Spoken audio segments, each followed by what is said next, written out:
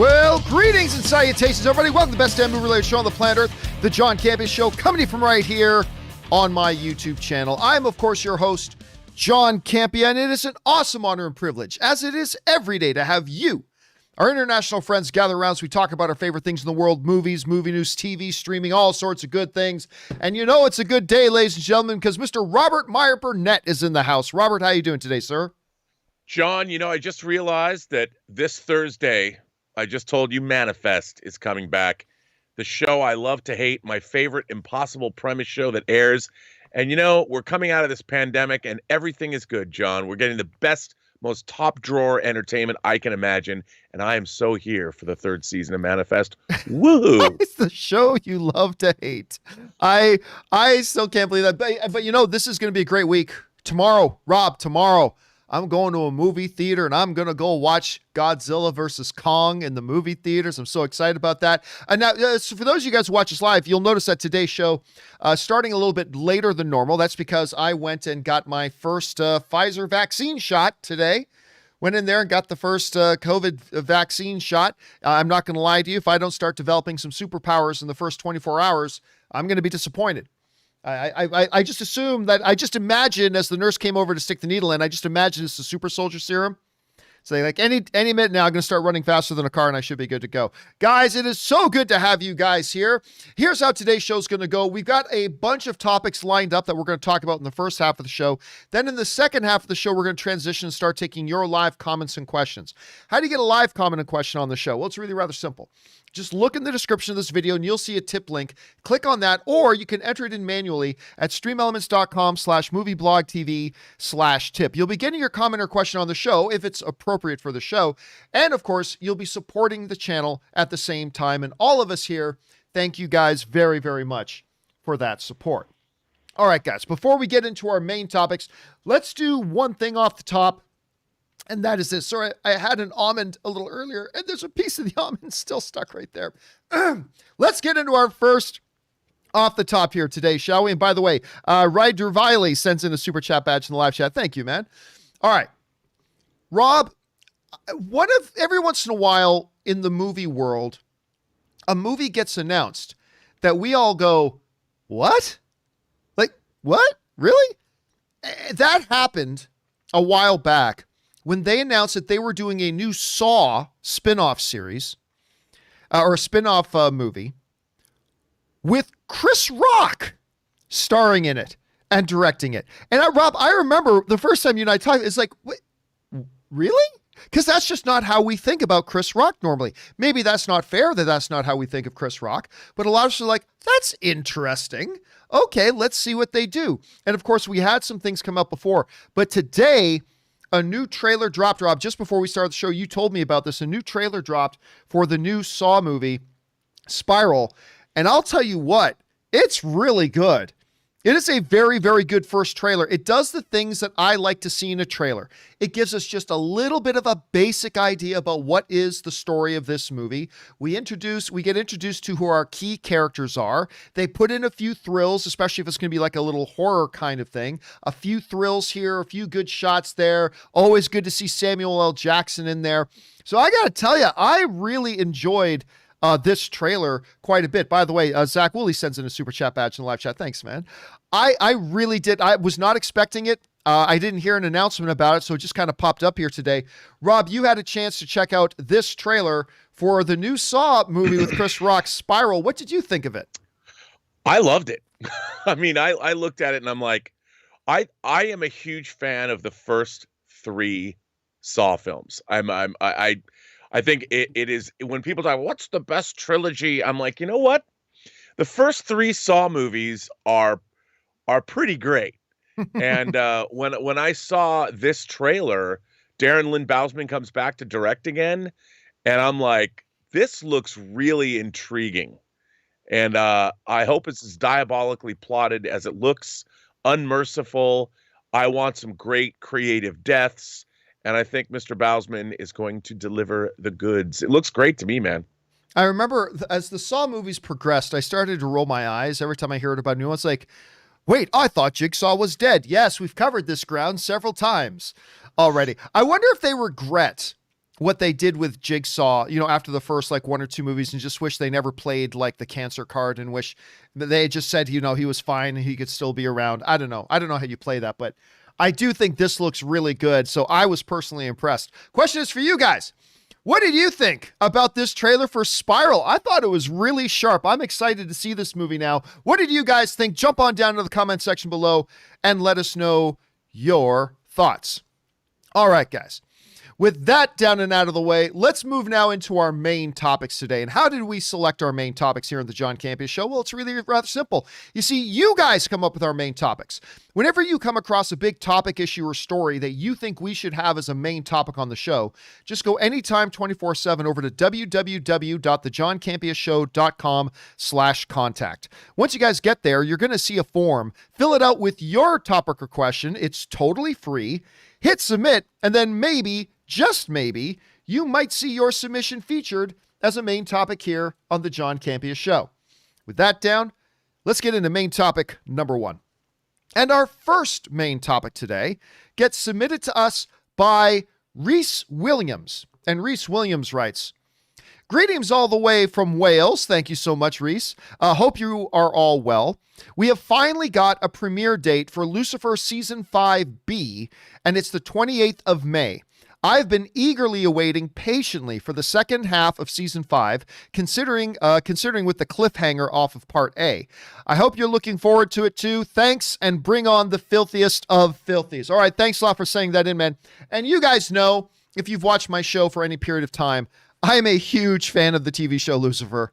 It's one of those shows, it debuted on Fox. It's now a Netflix show, but it originally was on Fox.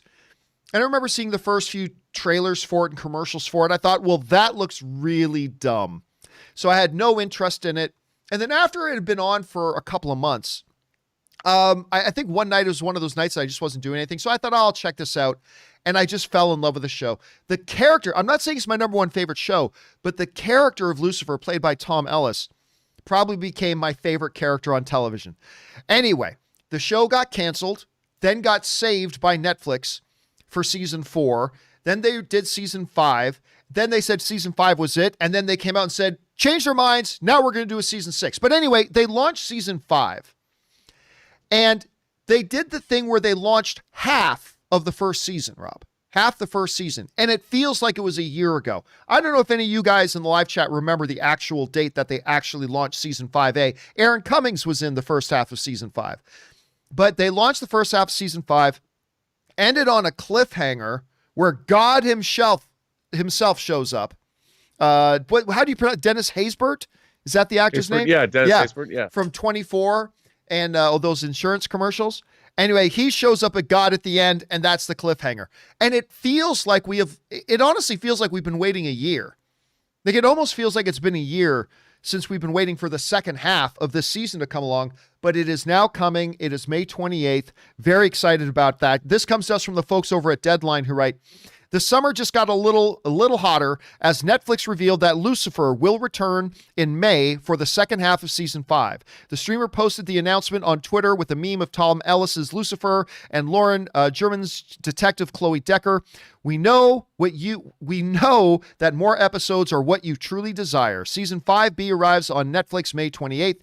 The official Lucifer Netflix Twitter account shared this on Monday. Now, of course, we still have a Season 6 coming, Rob, but I honestly cannot remember. I remember Breaking Bad started taking those really long hiatuses, if I remember correctly, in between, their series. Breaking Bad would start a season and then take this big hiatus till the next part would come out. But I just don't remember, Rob, a hiatus like this being this long. But whatever, I'm super thrilled it's coming back. Rob, you've heard about this. What's your take on it? Oh, what's not to love, man? Bring it on. One of the most charismatic leading actors in a TV series maybe ever. Why not just, I can't wait. Yeah, it's the thing is the character, he just owns this role so much, yeah, Tom Ellis. He does. And you could tell he has a lot of fun playing it and all that kind of stuff. So anyway, guys, the question is for you. Are you excited about the return of Lucifer? Maybe not as much as I am, but I don't know. Do you watch Lucifer even? I'm completely thrilled about it. What do you guys think? Jump down into the comment section below and let me know your thoughts. All right, guys. with that down, let's move on to main topic number 2. And our second main topic today gets submitted to us by Benjamin Mason, who writes, "Hey, John, I just read that Russell Crowe has been cast as a mystery role. I'm curious, this is for Thor Love and Thunder. I'm curious what your thoughts are on the cast of this movie and if it tells you anything about what Taika Waititi's vision is. To pull these types of actors for this movie makes me very excited to see what they have in store." All right, thanks a lot for saying that in, Benjamin. Now, of course, this is news that actually broke yesterday as we were doing the John Campea Show live. It just kind of broke in the middle of the show. We touched on it for a minute, but we really didn't know much at the time because, it had literally just dropped. So now we've been able to sit on this for a little while. Now, for those of you who don't know, Russell Crowe is actually my all-time favorite actor. He is my favorite. I'm not saying he's the best actor of all time. That's Daniel Day-Lewis, obviously. But Russell Crowe's my favorite actor of all time. I love the Thor movies. I love Taika Waititi directing them. So I loved hearing that Russell Crowe has got a role in this. However, something we said yesterday was, if it's just getting announced now and they're already shooting this show, there's probably not going to be a lot of them in it. And it's starting to look like that probably is the case. This comes to us from the folks over at The Hollywood Reporter, who writes, "Oscar-winning actor Russell Crowe is down under to appear in Thor Love and Thunder. Crowe is expected to play a small role in Taika Waititi's film. The actor's involvement was first suspected when photos surfaced over the weekend of him in Australia with the cast of the Marvel Studios film. Marvel could not be reached for comment." Now, once again, this is coming from The Hollywood Reporter, who say they have indeed confirmed that he is going to be popping up and is going to be in this movie. And by the way, Noah Robertson sends in a super chat badge in the live chat. Thank you, Noah. Appreciate that, man. All right. So here's where we're at. Like yesterday, my excitement about this is still where it was yesterday. Like, obviously, hearing that one of your favorite actors is going to be in a movie you're really looking forward to, always exciting. However, Rob, you and I talked about this yesterday, and I think it's probably what we said. I couldn't get too excited because it's probably going to be something like Matt Damon's role. Matt Damon popped up in the Thor movie, just in that quick little gag drama scene that they were doing. And I thought, well, maybe if Russell Crowe's just doing this. And it sounds like from the report that in the Hollywood Reporter that Crowe is going to be playing a small part. So it's probably going to be just like one of those little gag things. So not something to get tremendously excited about, but still, I'm happy to hear it. Anyway, Rob, what do you think about Russell Crowe joining this thing now that we know it's going to be a small role? And where's your thoughts right now on the project as a whole? What do you think? Well, I love Ragnarok, so I can't wait to see what they do with this movie. I mean, I think it's going to be Ragnarok times 10, frankly. But I don't think Russell Crowe would be in a parody role. I think he might be in a small role, but I could see him playing a Celestial or somebody of gravitas and weight. Because he is, after all, Maximus Decimus Meridius, and you don't put him in some funny cameo. Well, Rob, he will have his vengeance in this life or the next. That's right. It will happen.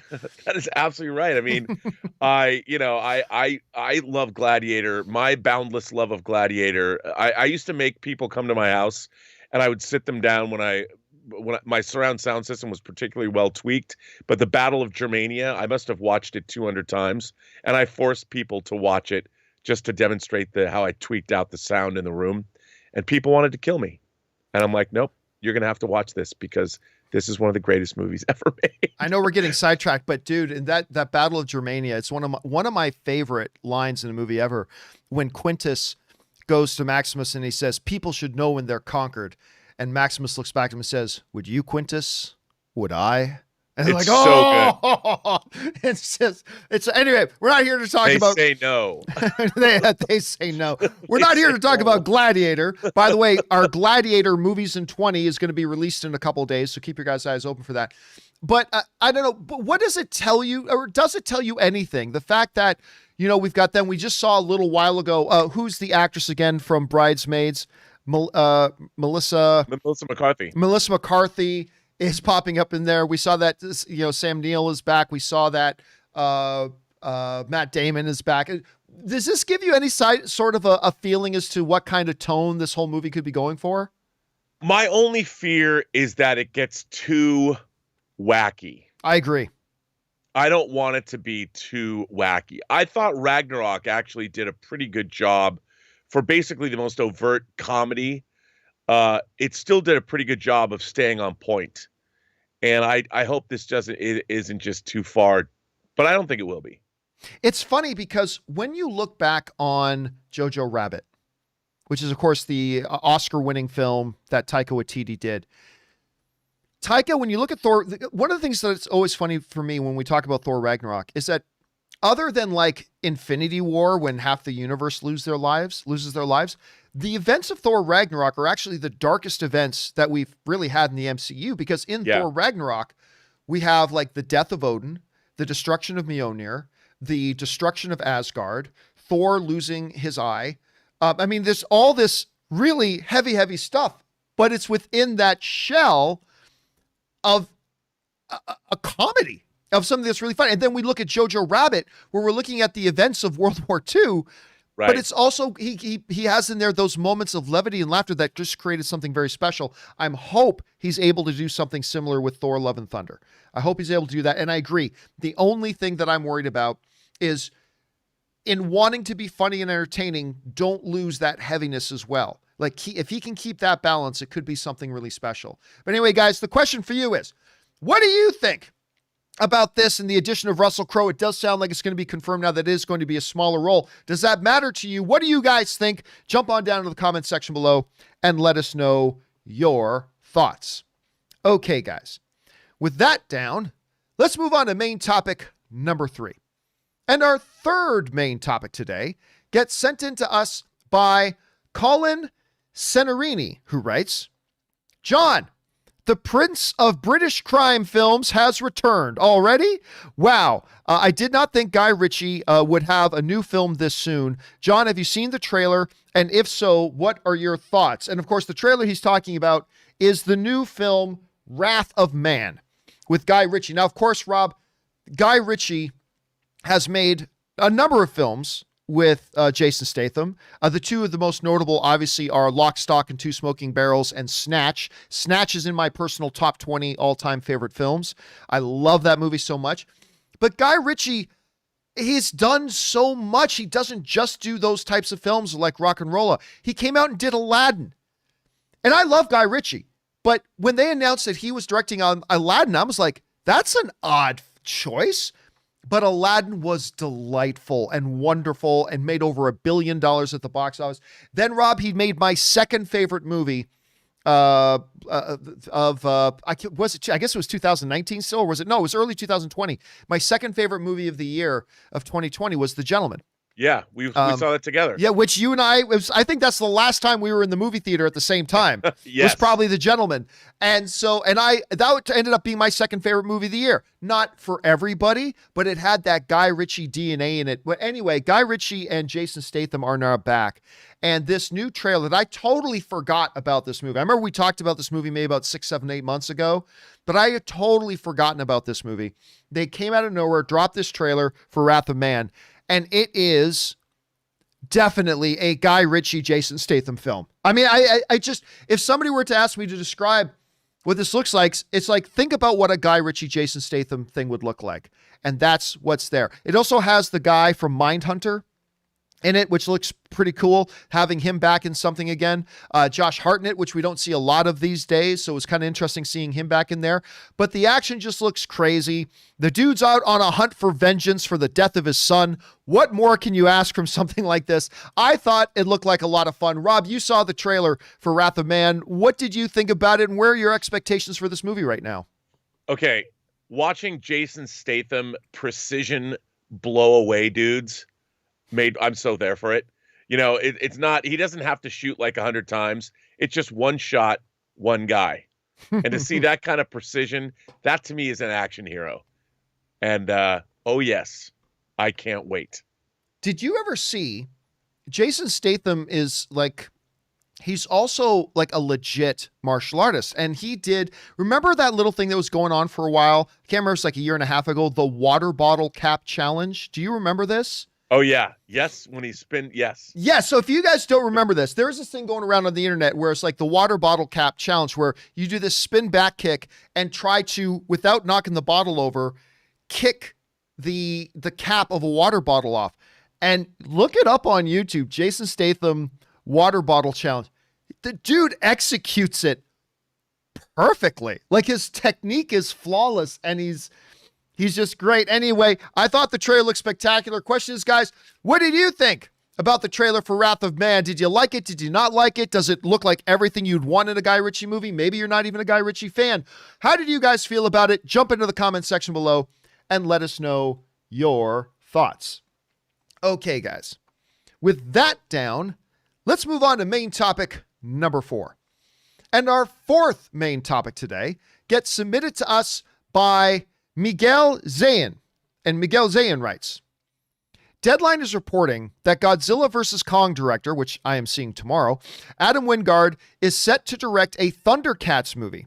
It's also reported that they're now rewriting the script. Yep, he's starting a new script, and that will be a hybrid of CG and animation. It's not a hybrid of CGI and animation. It's a hybrid of CGI animation. Anyway, I'm kind of worried about this because it's from the director of Death Note. Obviously, my confidence would come from the fact that he's also the director of Godzilla vs. Kong, which is getting mostly positive buzz.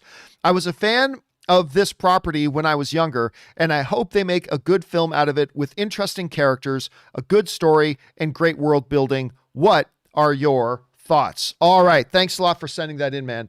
And yeah, they have been talking about doing a Thundercats movie for a long time. There have been several attempts over the years, and they've just never seemed to be able to crack the code on how to get a script together that would actually work for fans of Thundercats, but more importantly, for the general movie-going audience while remaining somewhat faithful to what the Thundercats are and trying to find something that would actually work. And they have had a very, very difficult time. They've gotten close a couple of times, Rob. There were a couple of instances where they started to get a little bit close to make it happen. We thought it was going to happen on other times, and then it fell apart again. Well, then yesterday, out of nowhere, with Godzilla vs. Kong about to open, the announcement comes that the Thundercats movie being directed by Adam Wingard, the director of Godzilla vs. Kong, is coming and on the way. This comes to us from the folks over at Joe Blow. Joe Blow was reporting on this, and they talked about this, and they quoted this really, really interesting thing, but with Wingard talking about growing up with this and what his thoughts on this were. Now, listen, this is really interesting. He says this. He says, I still have it, talking about this 272-page. When he was a kid, Adam Wingard wrote a 272-page screenplay about Thundercats. And he says, I still have it. It was one of those things where I would carry it around in my notebooks and talk about it. I didn't even realize the kids in my class were making fun of me as they would ask me questions about my Thundercats screenplay. It was only one day my friends asked me, and I was excitedly telling them all these things about my Thundercats screenplay. And I heard him turn around to some of the girls in the class. These were girls I had crushes on, and he's making fun of me for writing Thundercats because it was ridiculous. But that was the first moment where I had a thought that maybe I would not be able to make a Thundercats movie. Now, it goes on and talks about this. Flash forward now 20 years, and Warner Brothers is pleased with Adam Wingard's work on Godzilla vs. Kong, which prompts him to bring up Thundercats. Nobody on this planet knows or has thought as much about Thundercats as I have, Wingard said. They gave me the reins. I saw this as an opportunity to do a new type of fantasy sci-fi spectacle film that people have never seen before. It's got a rich mythology. The characters are fantastic. Wingard added that he doesn't want to reinvent the look of Thundercats. In fact, he wants his Thundercats film to take us back to the 1980s aesthetic. I don't want to do it live action either. This is interesting. This is interesting. I don't want to do it live action either, Wingard explained. I don't want it to look like Cats. I don't want those kinds of issues. No disrespect to that director, whom I don't mean to throw under the bus any more than everyone else has. I want to do a movie that you've never seen before. A hybrid CGI film that has a hyper-real look and somehow bridges the gap between cartoon and CGI. That's the starting point, and Simon Barrett and I are getting into the script now. So this comes to us again, from the good folks over at Joe Blow, talking about Adam Wingard. And Rob, Adam Wingard's getting busy because it's not just Godzilla versus Kong. Didn't they just announce he was also doing Face Off? Yeah. That he's doing the Face Off reboot as well. So I guess that's going to come first. And then he's got this Thundercats thing. Now, look, my first reaction is, oh my God, they're finally doing Thundercats. But I'd be lying to you if I didn't tell you I was a little disappointed to hear it's not going to be live action. Because, Rob, do you remember 12 years ago, some fan made a Thundercats movie trailer with Brad Pitt? And you remember that one? Yes, I do. Ever since I saw that thing years ago, I'm like, they got to do a Thundercats movie. So I will admit I was a little bit disappointed. And also, I got to admit, I'm a little unclear. What does he mean by, I don't want it live action? It's going to be a hybrid CGI. It's going to be a cross between animation and CGI. It's going to be a bridge between CGI. It's going to be hyper realistic looking. So I'm like, so like an Avatar situation? I'm not really clear on what it is he's talking about. But anyway, Rob, let me ask you this. You hear that Adam Wingard is doing a Thundercats movie. We hear he's saying it's not going to be live action, but it's going to be a hybrid of some sort. Anyway, where are your thoughts on all of these issues right now? What do you make of this story? Well, when I hear hybrid, I think more like an Avatar idea, where it's photorealistic, but virtual. You've got motion capture, and the look of the Thundercats will look kind of like the Na'vi. That's what I would imagine it would be. At least that's what I would hope. I could care less about a Thundercats movie until I heard him talk about it. Because if he tells, the fact that he wrote over a 200-page screenplay when he was a kid and thought about it means that here's a guy in the industry.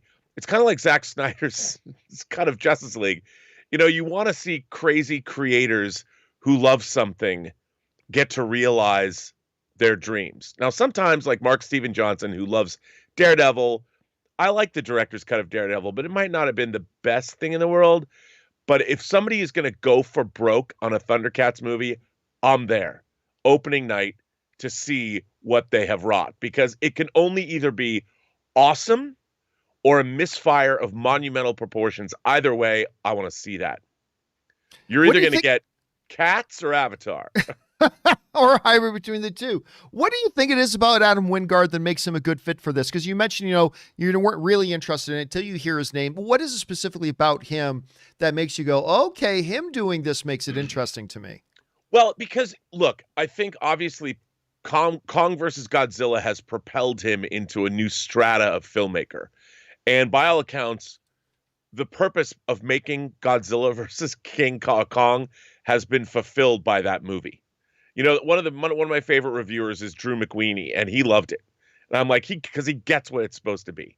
So if Adam Wingard, look, I didn't like Death Note very much, but yeah, neither did I. I don't know really a lot of people. But he's, Adam Wingard's been toiling. He's been working his ass off for 20 years. So after Kong versus Godzilla versus Kong, which I haven't seen, but I might have to go see it at the Chinese.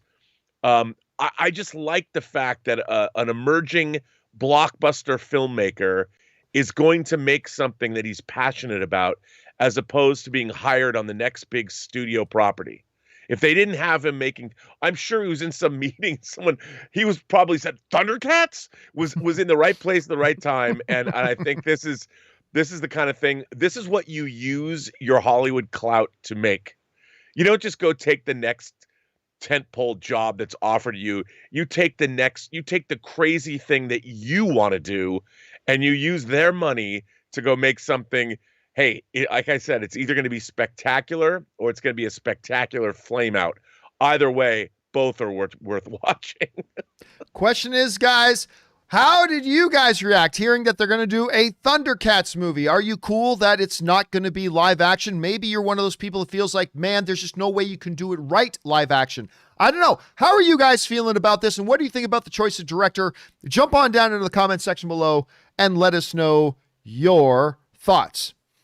All right, guys. With all that down and out of the way, let's now move on and start taking your live questions, shall we? Once again, the best way to send in your live question is to use the tip link that's in the description of this video below, or you can enter it in manually at streamelements.com/movieblogtv/tip. You'll be getting your comment or question on the show or in a rapidly coming up companion video, as long as the question is appropriate for the show. And of course, you'll be supporting the show at the same time.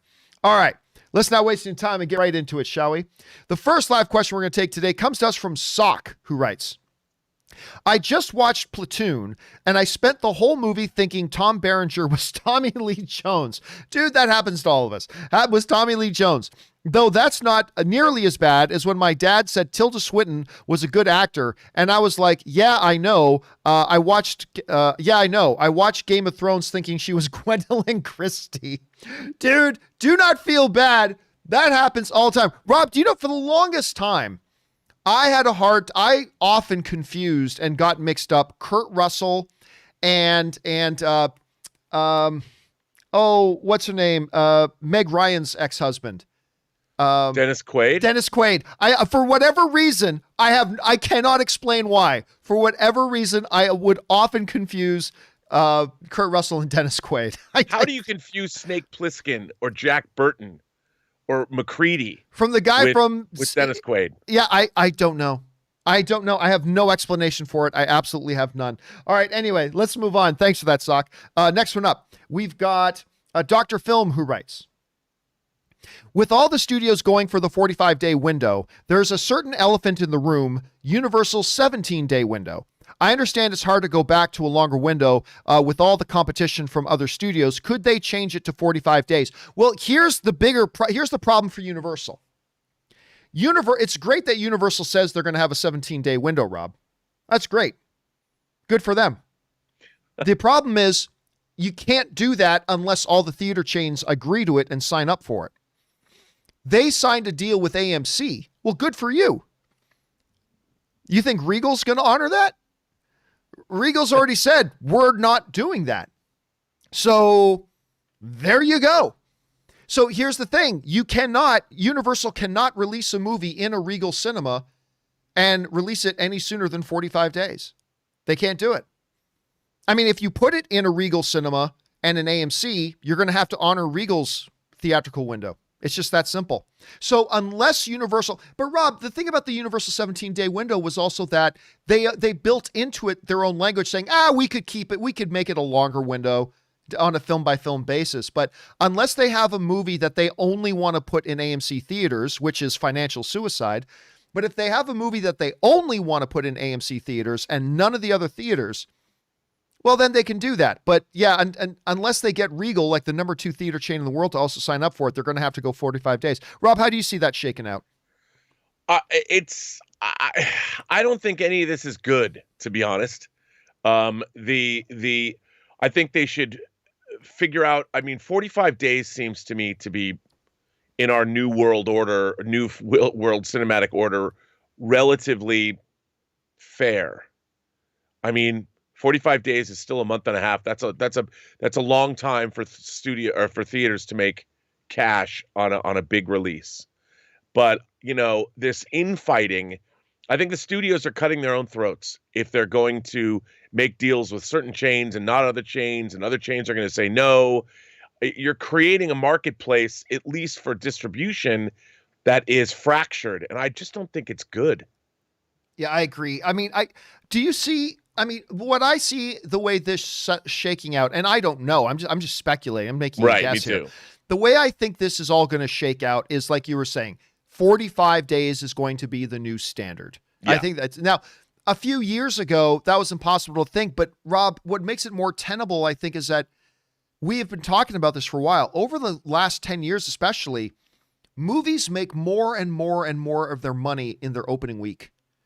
Like, we've just seen that happening, that people don't wait 4 weeks to go see a movie like they did in like 2001, right? No. It's a lot more people with more and more movies coming out every single weekend.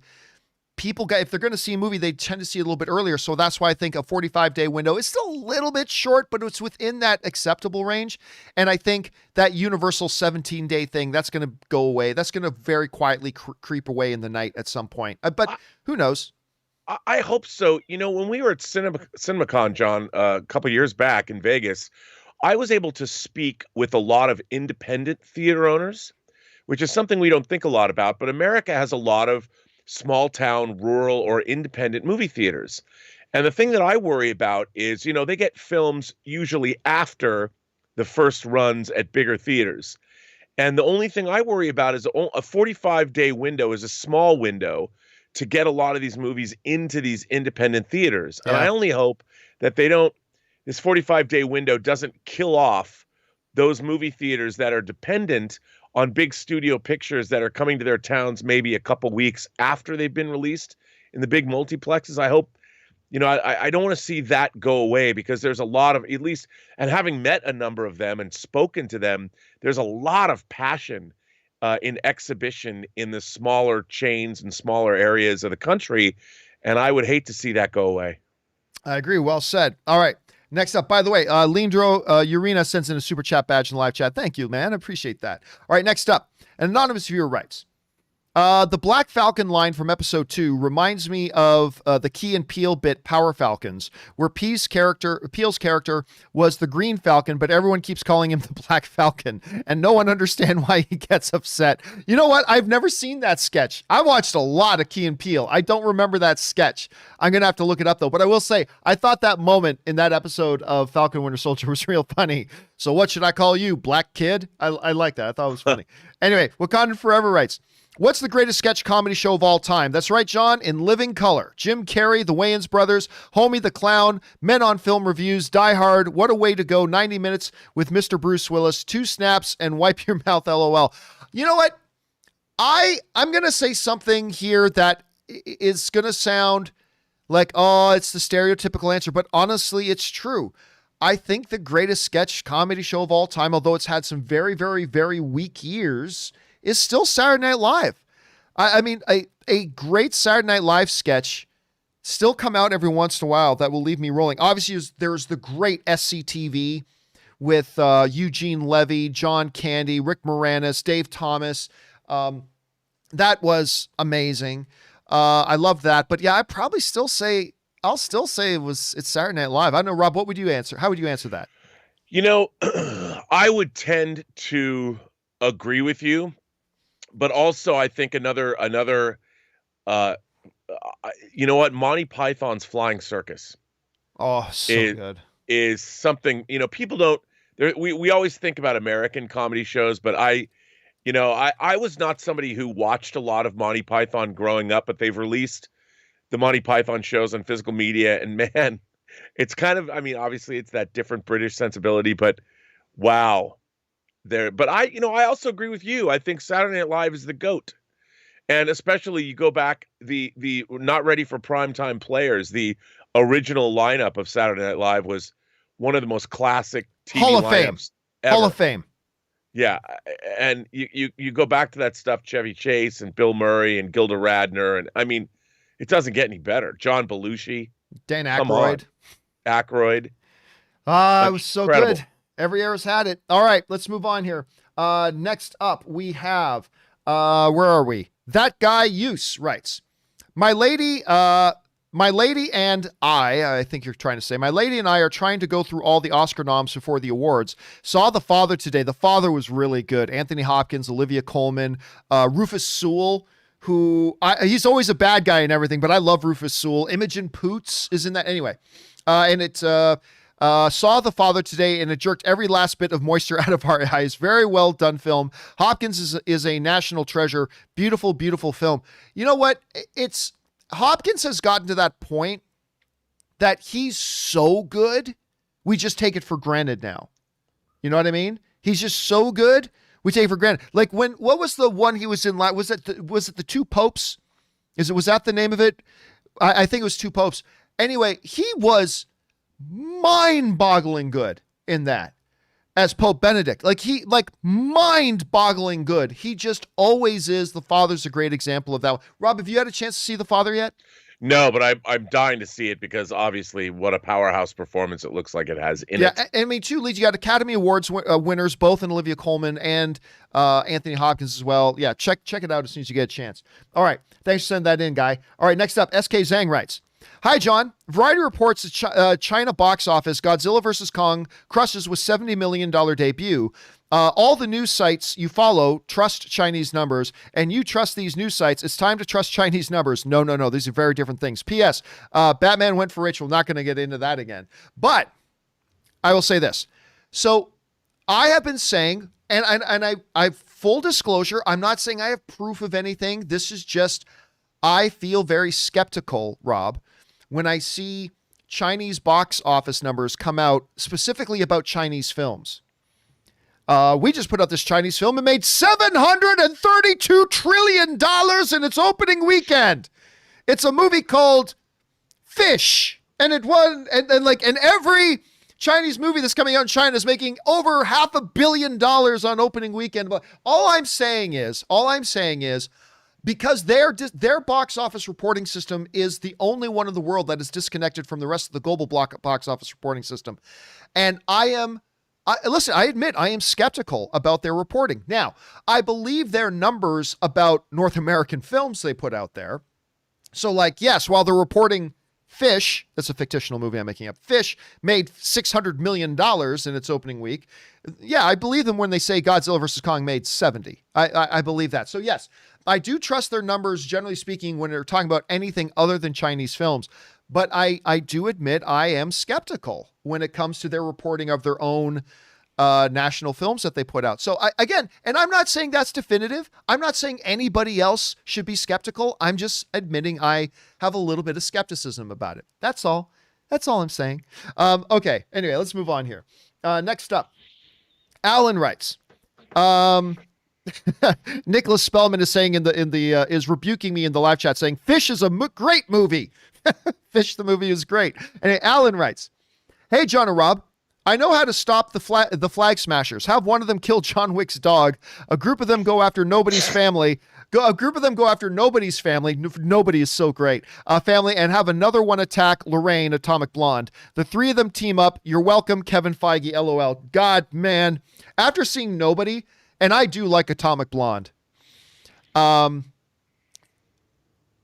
idea of a shared cinematic universe film of John Wick, Nobody, and Charlize Theron from Atomic Blonde, it's erection-inducing, Rob. It's like, give me that movie. Somehow, some way, give us that movie. I can't remember. What did you ever get around to watching Atomic Blonde? What did you think about Atomic Blonde? I did, and I own it. I like Atomic Blonde. I mean, I'm a fan of those kinds of movies. I think Atomic Blonde has great action scenes. I think Charlize Theron is a great action performer. I would like to see more of her. Furiosa, The Old Guard, Atomic Blonde. I mean, I want to see more of her just kicking ass.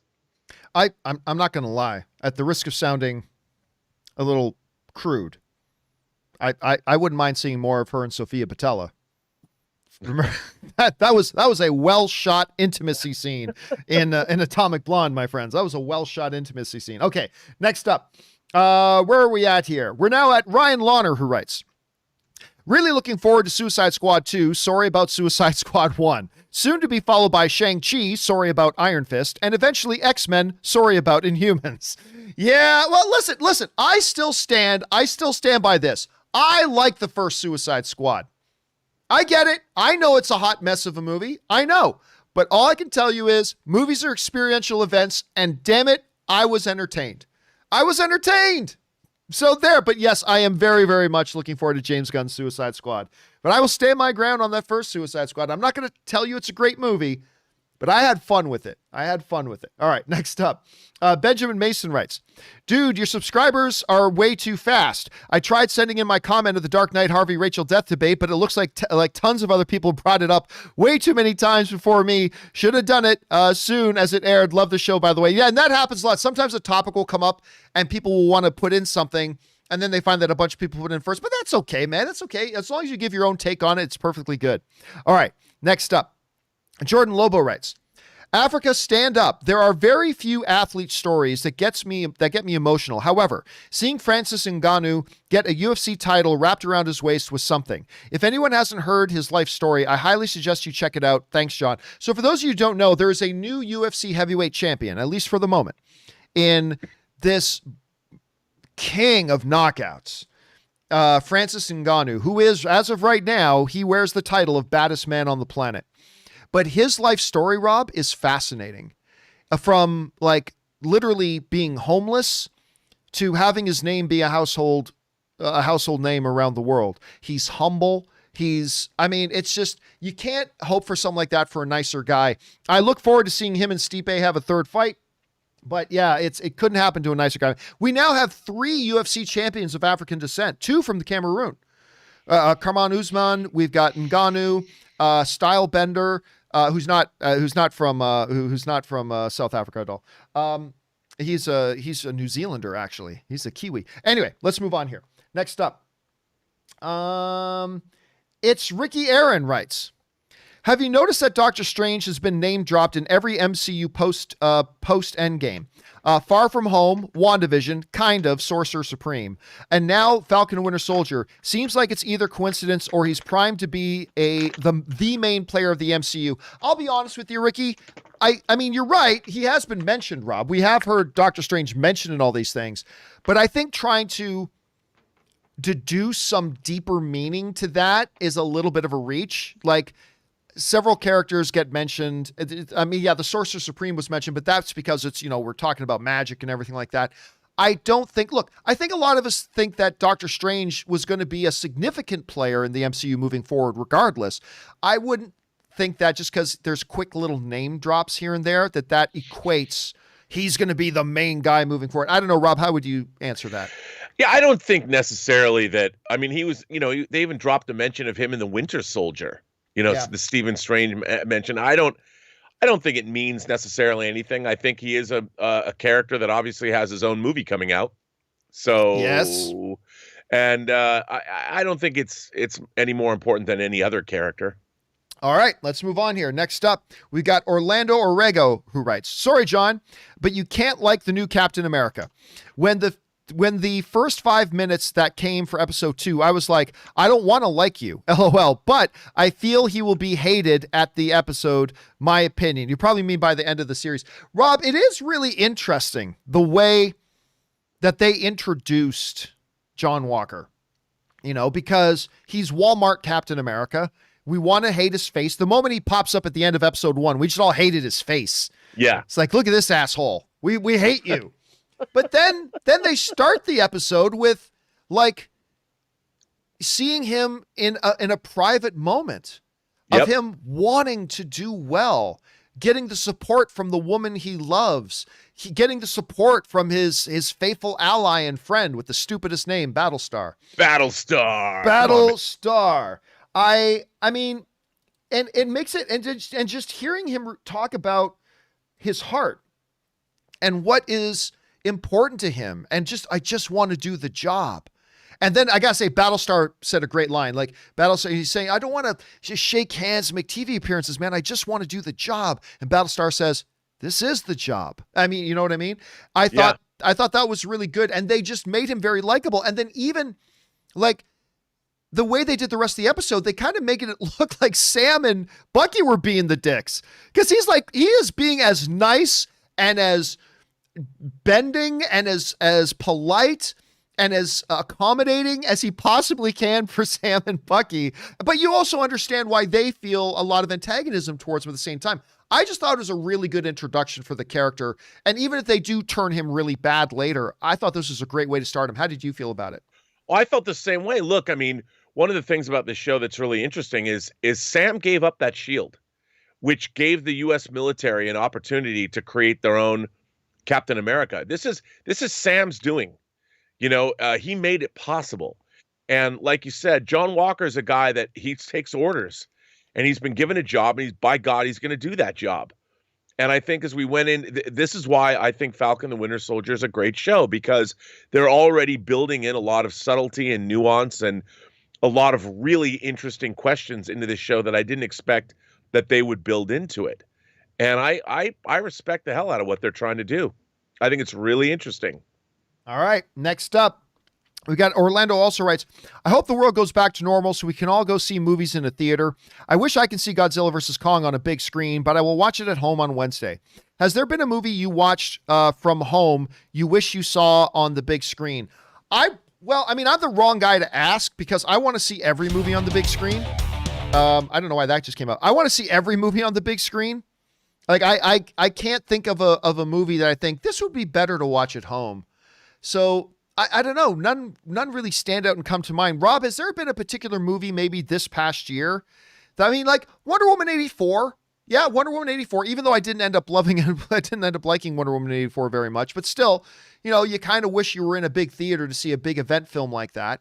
So there's that. Is there any one particular film, Rob, in the past year that you got to watch that you were like, damn it, I really wish we could be watching this on a big screen? Yes. And it's a movie called Psycho Gorman. Oh, did you watch it? Yes. Yes, I did. And ladies and gentlemen, boys and girls, kind souls, gentle beings, if you haven't seen Psycho Gorman yet, wow. Let me just tell you, I wished I saw it in a huge theater with a massive crowd. Now, we talked about the trailer for Psycho Gorman. I haven't seen it yet. So for those of you who don't know, and Rob, correct me where I'm wrong, but it's basically like this world-destroying demon. But for some reason, on a technicality, this little girl has total control over him. And all he wants to do is kill her and kill everybody else. But it's kind of comedic. But that is correct. And here, my friends, is the German Blu-ray media book for Psycho Gorman it has multiple covers. This is the comic cover. And this comic cover, it pretty much sums up exactly what it's like to watch this movie. And I love it. Well, I do want to see. It's funny because I actually had a couple of viewers write in over the past week or so saying that they saw it and they just really, really loved it. So I am looking forward to seeing it. It's like an 80s throwback. I mean, it's hilarious. It's hilarious. All right. Well, I got to see it. Okay, let's move on here. Next up, we've got Atreyu who writes, I've been watching your show for just a couple of months. Thanks for being here, Atreyu. I needed hope for the movies, and I came across your show. It helped me reignite my passion. Well, that's good to hear. It helped me reignite my passion. Can we take a moment to be thankful for the things we are looking, that things are looking good now for the movies? It's great going back now. I got to tell you, Atreyu, it's been a while since I've allowed myself to hope again when it comes to the movies. I feel like Hawkeye. Don't do that. Don't give me hope. But now that I've gone back a couple of times, now that I've got to go into the theaters and like, God, man, I just feel like I'm at home. Going into that theater to go see, first of all, Indiana Jones, but then when I went to go to a regular screening of a movie, I went to go see Nobody this past week, and it was just so good to be home. Back in the movie theaters again, hearing other people in the theater laughing and cheering and gasping as all this cool stuff is going on screen. It is the way to watch a movie. And now we've got Godzilla versus Kong. It's doing well overseas. We'll see how good or not good it does domestically here. It's going to be really interesting, Rob. I'm telling you, dude, on Monday, it's going to be really, really interesting for us to do the post-op on this and see exactly how Godzilla versus Kong does. Because I'm telling you, dude, if it can make $40 million, I know, that would be psychotic if it could do that much. Because that would be close to how much Godzilla King of the Monsters made on its opening weekend without a pandemic. I mean, it would be insane. But Rob, you and I have been talking about this because it's been hard to be anything but skeptical over the past year. But are you feeling it now, too? Are you starting to feel a little bit of that optimism? You and I were just talking about Comic-Con before we started the show, too. How are you feeling right now?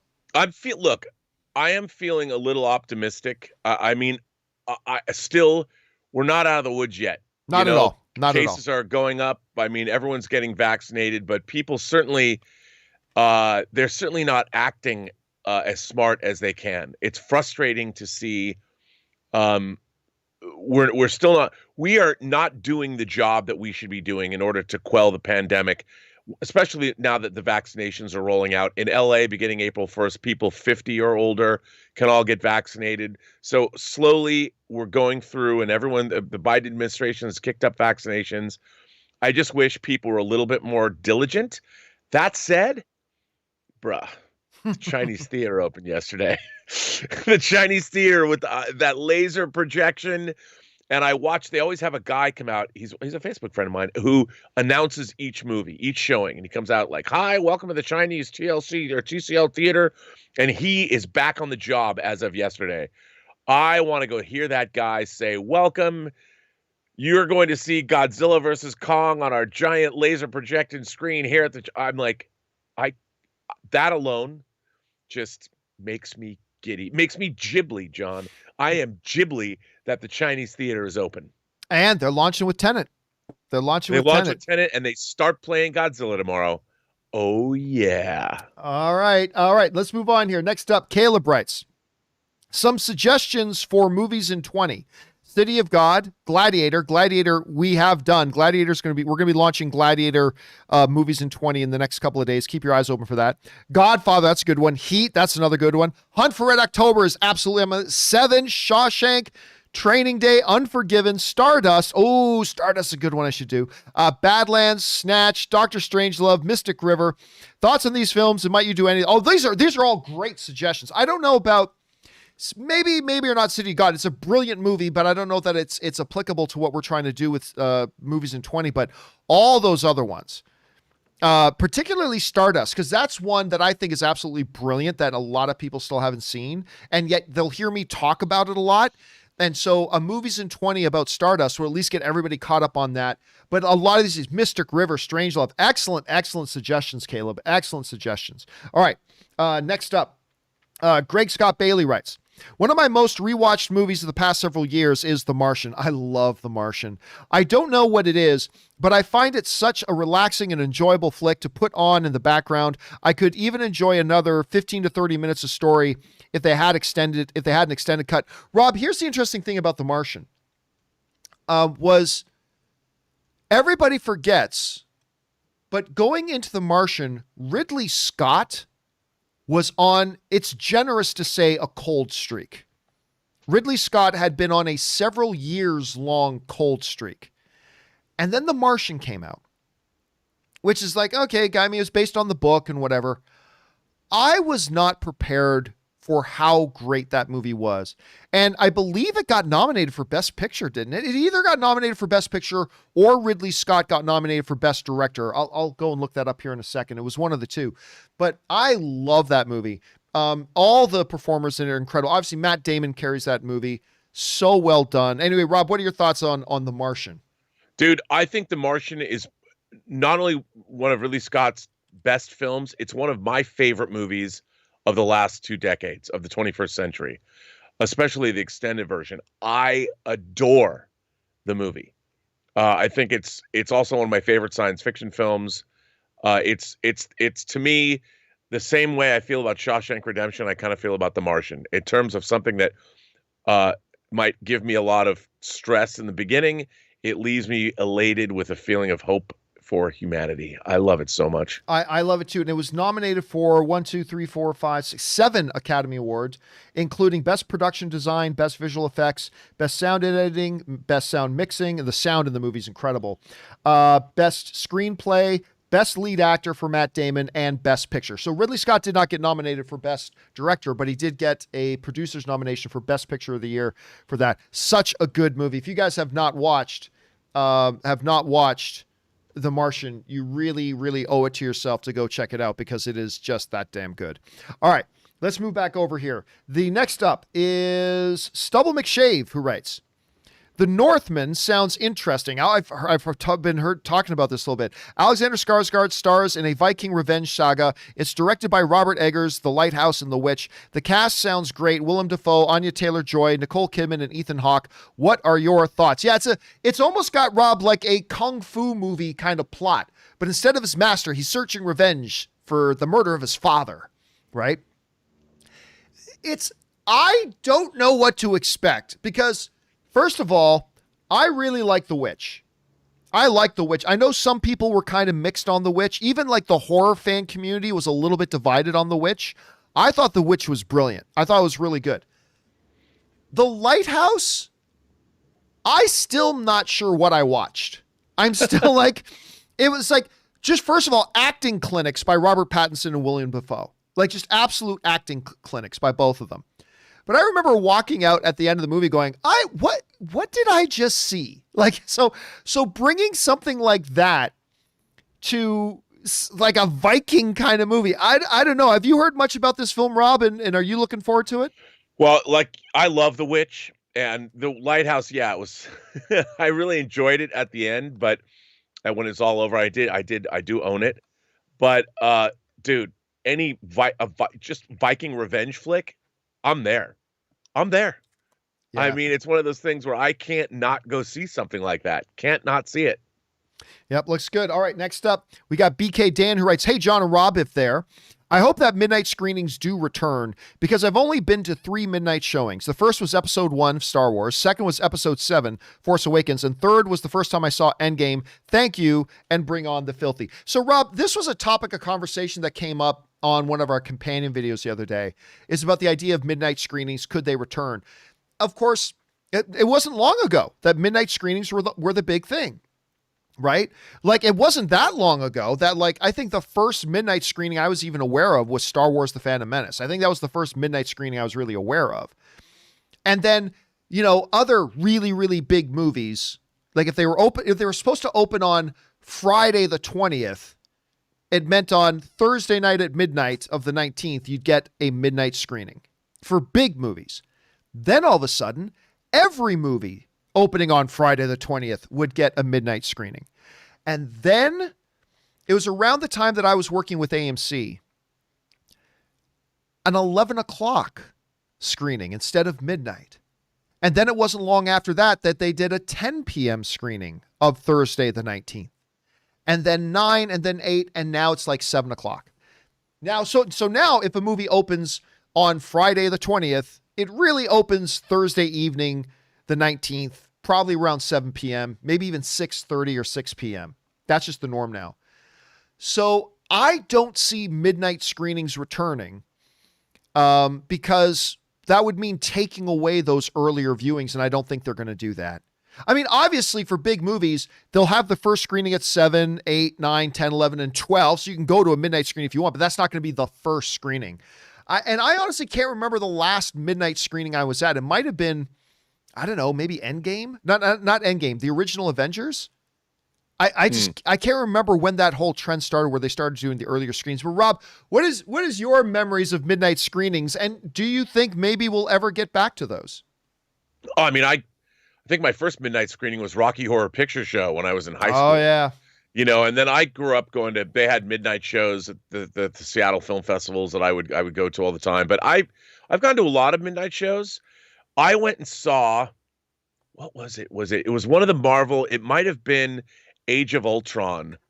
For some reason, I went and saw like a 4 o'clock in the morning show at the Cinerama.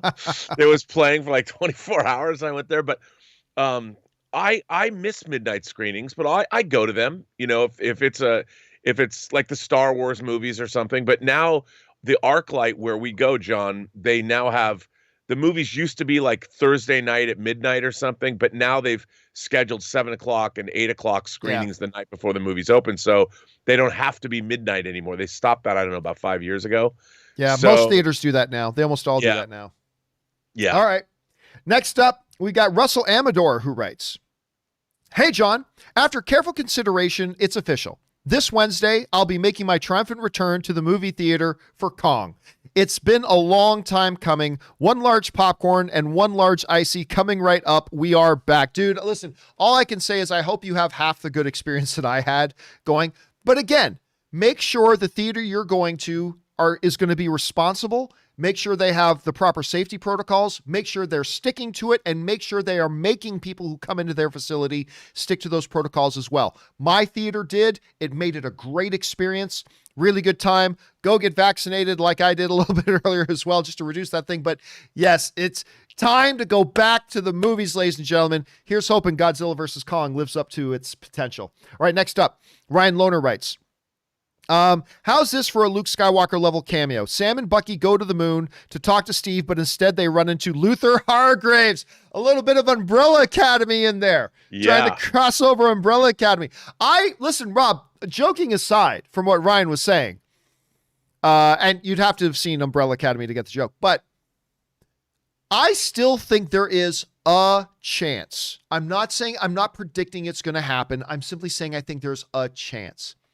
Because that dude made a joke at the beginning of episode 1 where he says, so is Captain America actually hiding out on the moon? Remember that joke that he said that to Sam? I think there is the remotest chance that at some point in Falcon and Winter Soldier, they go, only one guy would know the answer to this. We got to go talk to Steve. And they actually go to the moon, and where Steve is actually, I just think it would bring the joke back around full circle. But Rob, if you had to guess right now, whether he's old man Rogers still or young, whatever, what do you think the chances are percentage-wise of getting some form of Steve Rogers cameo before the series is over, before the season is over in Falcon? What do you think the chances are? I'm putting it at like, I've gone up a little bit. I used to say 5. I'm going to go as high as 7%. I think 7% there's a chance. What do you think? I'll go to 10. Oh, so you're going even higher than me. I think that there's some kind, whether it's a flashback or something. I think it makes sense. All right. I thought you were going to go lower than me, so you went higher. All right. Okay. Next up, Smokey McPot writes, 1 of 2. Hey, John. I'm a bit surprised by how many people, including yourself, are unsure whether the new Cap is a good guy or a bad guy. Did you not see the interview in the stadium where the interviewer mentioned he was 3 medals? He's won 3 medals of honor and was in a counterterrorism and hostage rescue unit. The guy is already an American hero, and I just don't see someone like that going bad. Thanks. Well, then you haven't watched a lot of movies, Smokey. It is usually they try to make the ones who appear the most unlikely to go bad. Now, of course, there's also it's also fair to say that John Walker in the comics was never really a straight up villain, right? He's more like he was the antithesis to Captain America. He did not hold Captain America's values. And there's a lot of other political stuff that can go on in there that they very well may go into. But yeah, it's often the characters that you think should be the most trustworthy and the ones we can really rely on that a lot of times movies will then give us the twist that they turn out to be the villain because it adds more to the shock of it. It adds more to the horror of it, which is why I love the way they introduced him. Now, again, I'm not saying they're going to have him turn bad. I mean, Rob, I legitimately think there is a possibility, not a likelihood, but a possibility that by the end of this, he ends up with the shield. That Sam and Bucky are like, we're on board. Like, I don't know, maybe don't call yourself Captain America, but we're okay. You're a good man. Maybe he saves their butts a couple more times. He proves himself to be worthy to them. I mean, I don't know. Again, I'm not saying that's likely. I'm just saying I think there's even a chance of that. Where do you think they're going to go with John Walker in this? Well, I think he's going to be a part of the MCU. I don't think he's going to have the shield at the end. But I think the character, the U.S. agent, whatever they're going to call him, is definitely going to be part moving forward because ultimately it's like we don't like him and Sam and Bucky don't like him right away because obviously he's stepped into the mantle of Steve Rogers. But without a Steve Rogers, without a Captain America right now, especially post-blip, the world needs that. And what I find really interesting is where's the rest of the Avengers? You know, we didn't see them in WandaVision. We don't see them now. Clearly, Sam and Bucky are not Avengers. So we need when you have incredible forces in the universe that can come down to Earth at any time, people need to understand that they've got their meta-humans or their heroes out there on the front line to protect them. I think it's a matter of they have to do something. But by the end, I think we're going to see Sam with the shield again. I would imagine. Yeah, I called that before the show started. I still think that the smart betting money is that Sam ends up with the shield at the end. I think that is the smart betting money. Although, you know, with all the talk about Sam, you should take up the mantle. Sam, you should take the shield. That might be a little bit of a misdirect to maybe do something else. But if I had to put my money down on it, I'm still saying that Sam's going to end up with the shield at the end. All right. Next up, we've got Never Lose Your Nerd writes 1 of 2. Hey, John, Can't wait to see Godzilla vs. Kong this Saturday in AMC Dolby Digital. Got my Team Godzilla shirt and mask and want all the monster mayhem. I love that you love Sons of Anarchy too. It's my second on my favorites list behind Breaking Bad and in front of Game of Thrones. Where's Breaking Bad on your list? Movies I don't like that are loved by most is any Tarantino movie, especially Pulp Fiction, Forrest Gump, and like you, I don't like Blade Runner. Love the show as always. So thanks a lot for sending that in. Never use the nerd. I really like Breaking Bad. I like it a lot. It's not in my top 10 favorite shows of all time list. But I enjoy it I think it's great. But it's not in my top 10. It would be close, though. I think for me, it would rank close to my top 10, but not quite in my top 10. But the show's magnificent, no doubt about it. Rob, where would you put Breaking Bad for you? I love it. I mean, I don't know if see, to me, because it's all one story, really, I don't think of it in the same way I think of Twilight Zone or the original Star Trek. It's kind of something different. But in terms of that long serialized storytelling that's been popular in the last 20 years, I think it's definitely for me top 5. But maybe not of all time, but because Twilight Zone and Outer Limits and Star Trek are higher up on that ladder.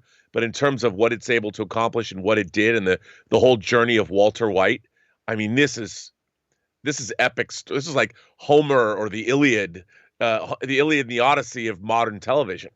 I mean, it's an incredible journey. And I know a lot of people just love that show and always bring it up whenever the conversations of, what some of your most favorite shows of all time, Breaking Bad usually comes up. All right, next up, we've got, I always say Steve Trevor, because I often do, that's me. For those you don't know why he's writing that as his name, that's me. Like whenever I'm talking about Steve Rogers, half the time I'll accidentally say Steve Trevor. I don't know why, but I just do. All right, blocking bullets from terrorists. Wonder Woman takes a round to the upper back at 23:54 runtime and yells, ouch. She usually blocks bullets, not because bullets can pierce her skin, but it's probably like normal human taking a rubber bullet. It just hurts like hell. So, Rob, this goes back to an ongoing discussion. Is Wonder Woman bulletproof? It goes to this ongoing discussion. Now, to me, whenever you have a character that's bulletproof, when the bullets start flying, they just stand in front of them. Ting, ting, ting, ting, ting, ting. And look, go back and watch Luke Cage. Luke Cage just walks in there. He's always got to change his jacket. He's got all the bullet holes in it because he's bulletproof. Whenever you see Wonder Woman, even in that scene with the terrorists who want to bomb the world back to the Dark Ages, and she's trying to save people from getting shot. Instead of just putting herself in front of the bullets, which is a bigger shield, she just reaches out and uses her bracelets, and she's always trying to block with her bracelets. Now, there is a quick shot, Rob. There's a quick, blink if you miss it, because it's just a couple of frames, where in that scene where she's sprinting across all the children and women on the floor as the guy is trying to shoot all of them, and she's doing their using her bracelets to block all the things. There is one moment where and again, a lot of you might have missed it, where she spins around backwards as she's doing her spin, and one bullet connects on her back. However, if you watch it closely, there is a part of her uniform that there's this strap that goes around her back and down her side. And if you watch the shot, it actually hits that. And you hear her. It's in the sound mix. You can listen to it. When that hits there, you hear her go, ah! And then continuing to do all the blocking. So I don't think... Now, is the movie saying that her uniform is bulletproof? I don't know if the movie's saying that either, but I don't think there's anything definitive there saying she's not. Again, to me, it makes very, very little sense about why she's constantly, even when other people's lives are on the line, instead of putting her body in front of her, she's kind of reaching out with her bracelet. I still lean towards, I think the movies portray it that she is not bulletproof. Until they show us something different from me. But I don't know, Rob, are you familiar with what we're talking about here? And where are you right now on is Wonder Woman bulletproof or not kind of discussion? I think she, look, is she going to be able to deflect heavy artillery like Rambo's M1 machine gun? I don't know, or whatever. I don't know if it's an M1, but I think that she is the difference between water resistant and waterproof. I think Wonder Woman is bullet resistant. So maybe So she could take a small fire. yeah, it Or would depend. I mean, I think that being an Amazon, she has obviously powers beyond mortals, and I think it really depends because when she was created, she wasn't necessarily built. Even the gods couldn't have perceived or wouldn't have understood at the time there was what firepower meant.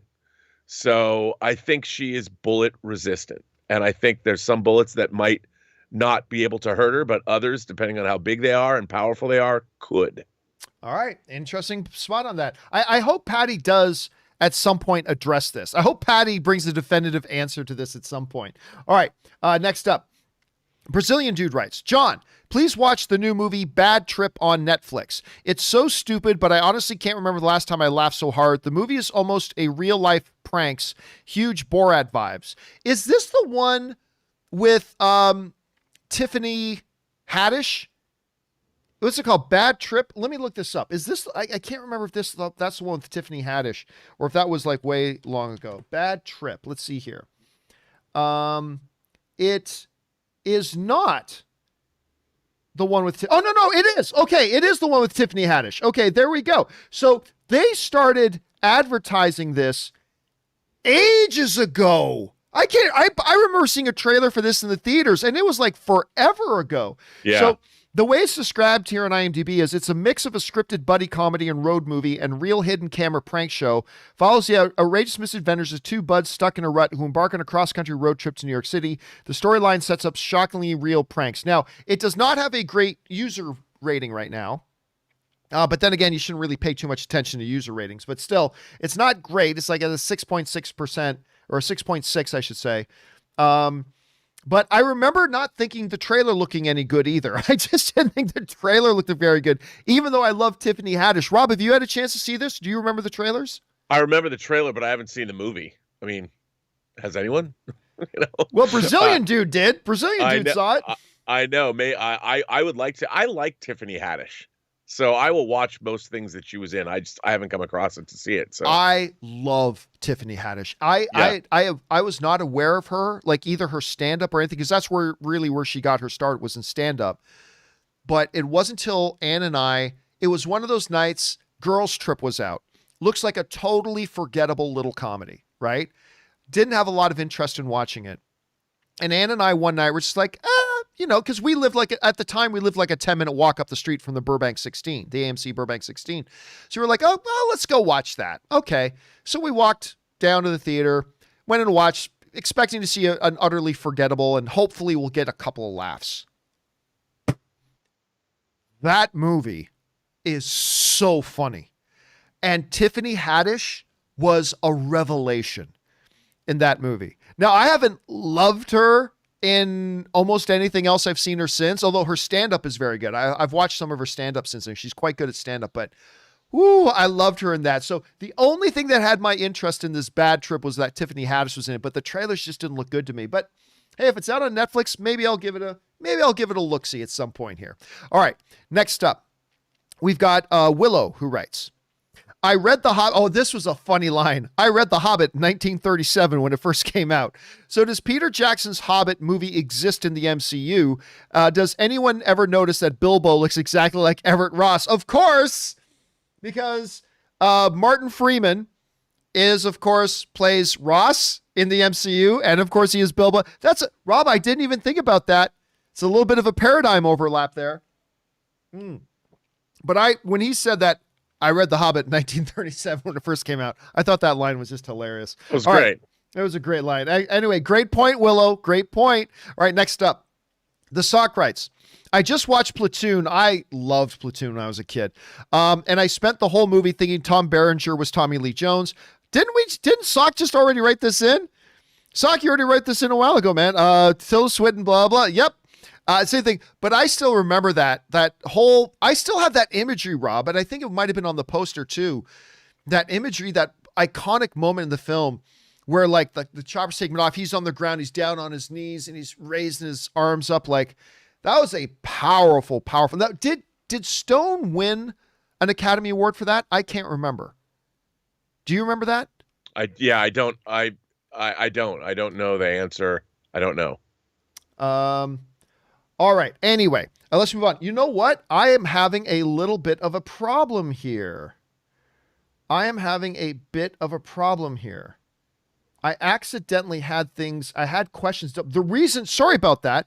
The reason that we just got the same question from Subble is because I accidentally have the questions doubled up. Give me a moment to get us back to where we're supposed to be here. Just give me a moment, guys. Give me a moment. Sorry for the delay. I will entertain you with the songs of the South here. Oh, don't do that. Sorry.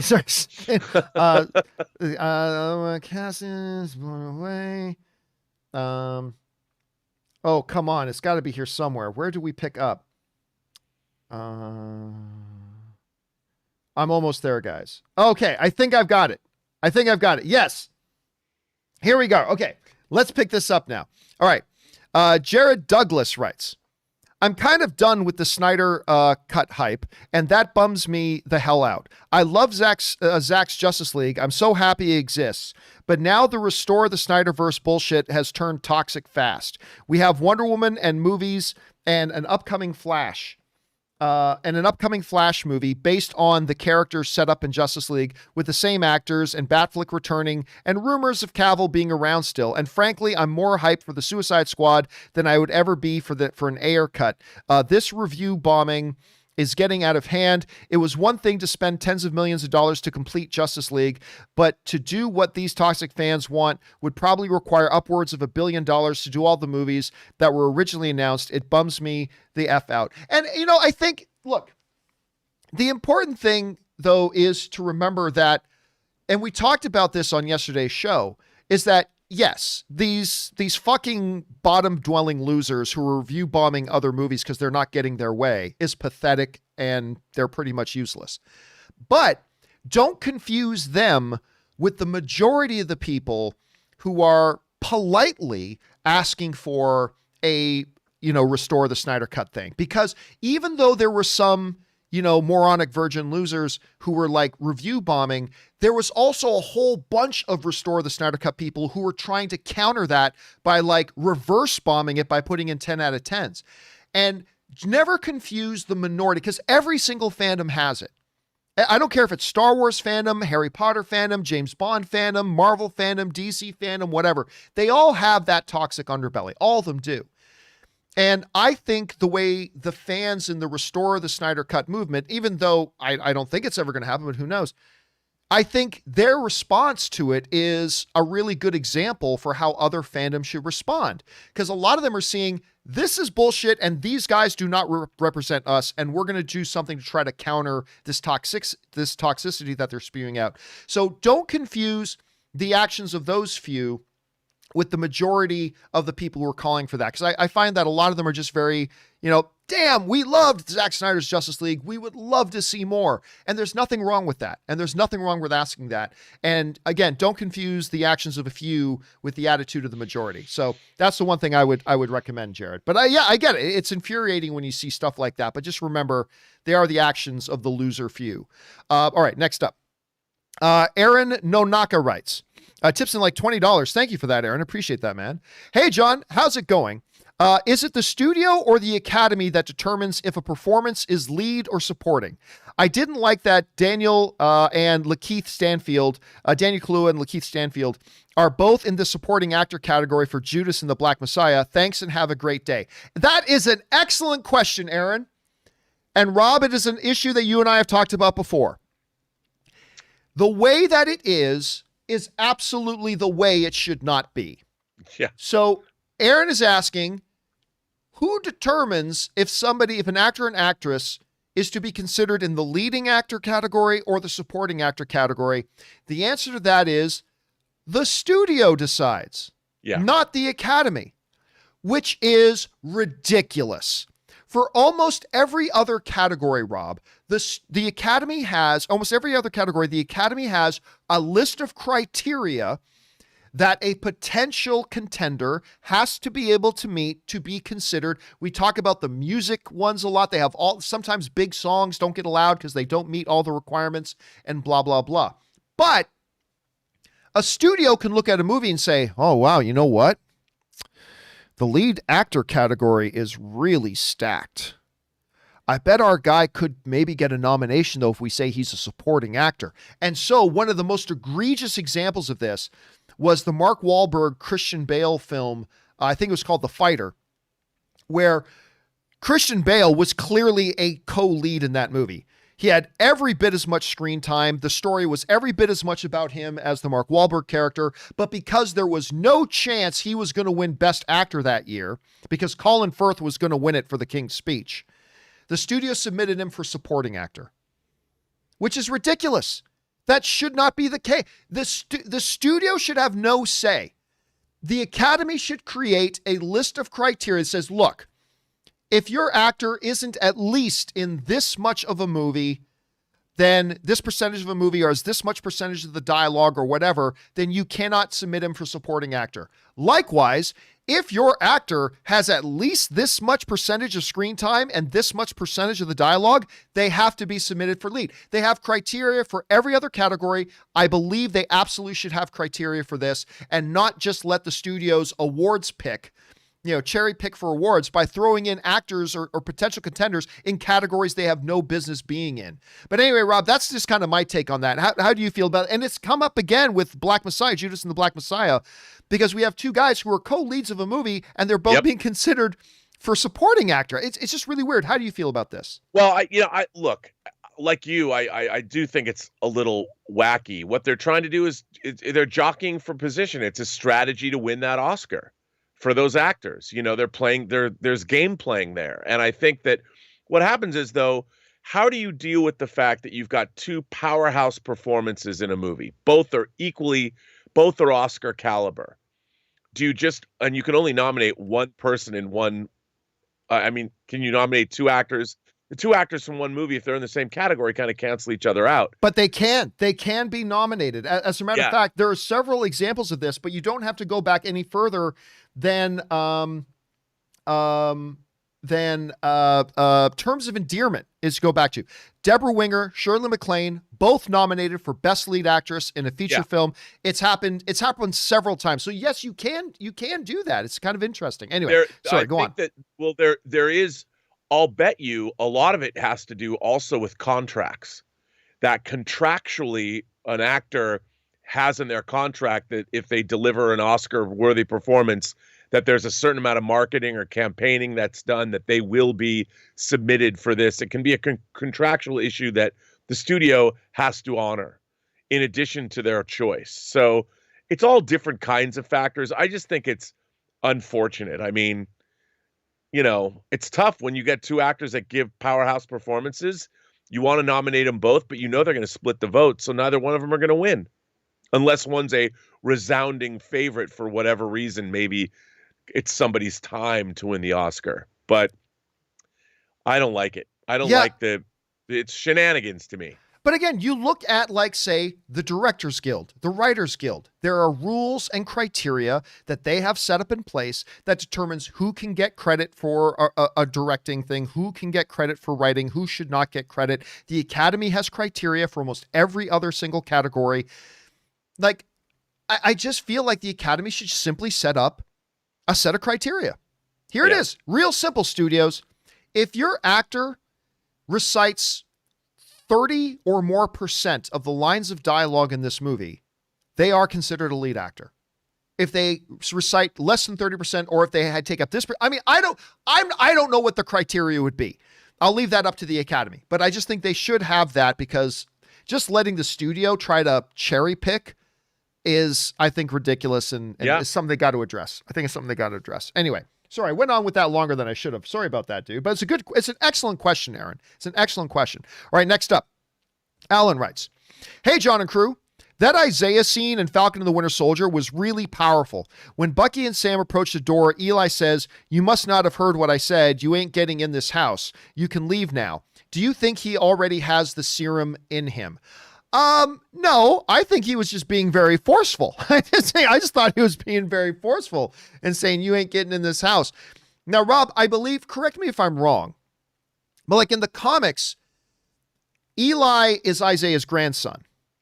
Eli doesn't have the serum in him just genetically by passing it along. Like if I remember right, I think, and I don't know a lot about Isaiah. I don't know a lot about him. The little I understood was that when after Cap and the US government was trying to create more super soldiers, they just couldn't replicate the formula properly, and they never could.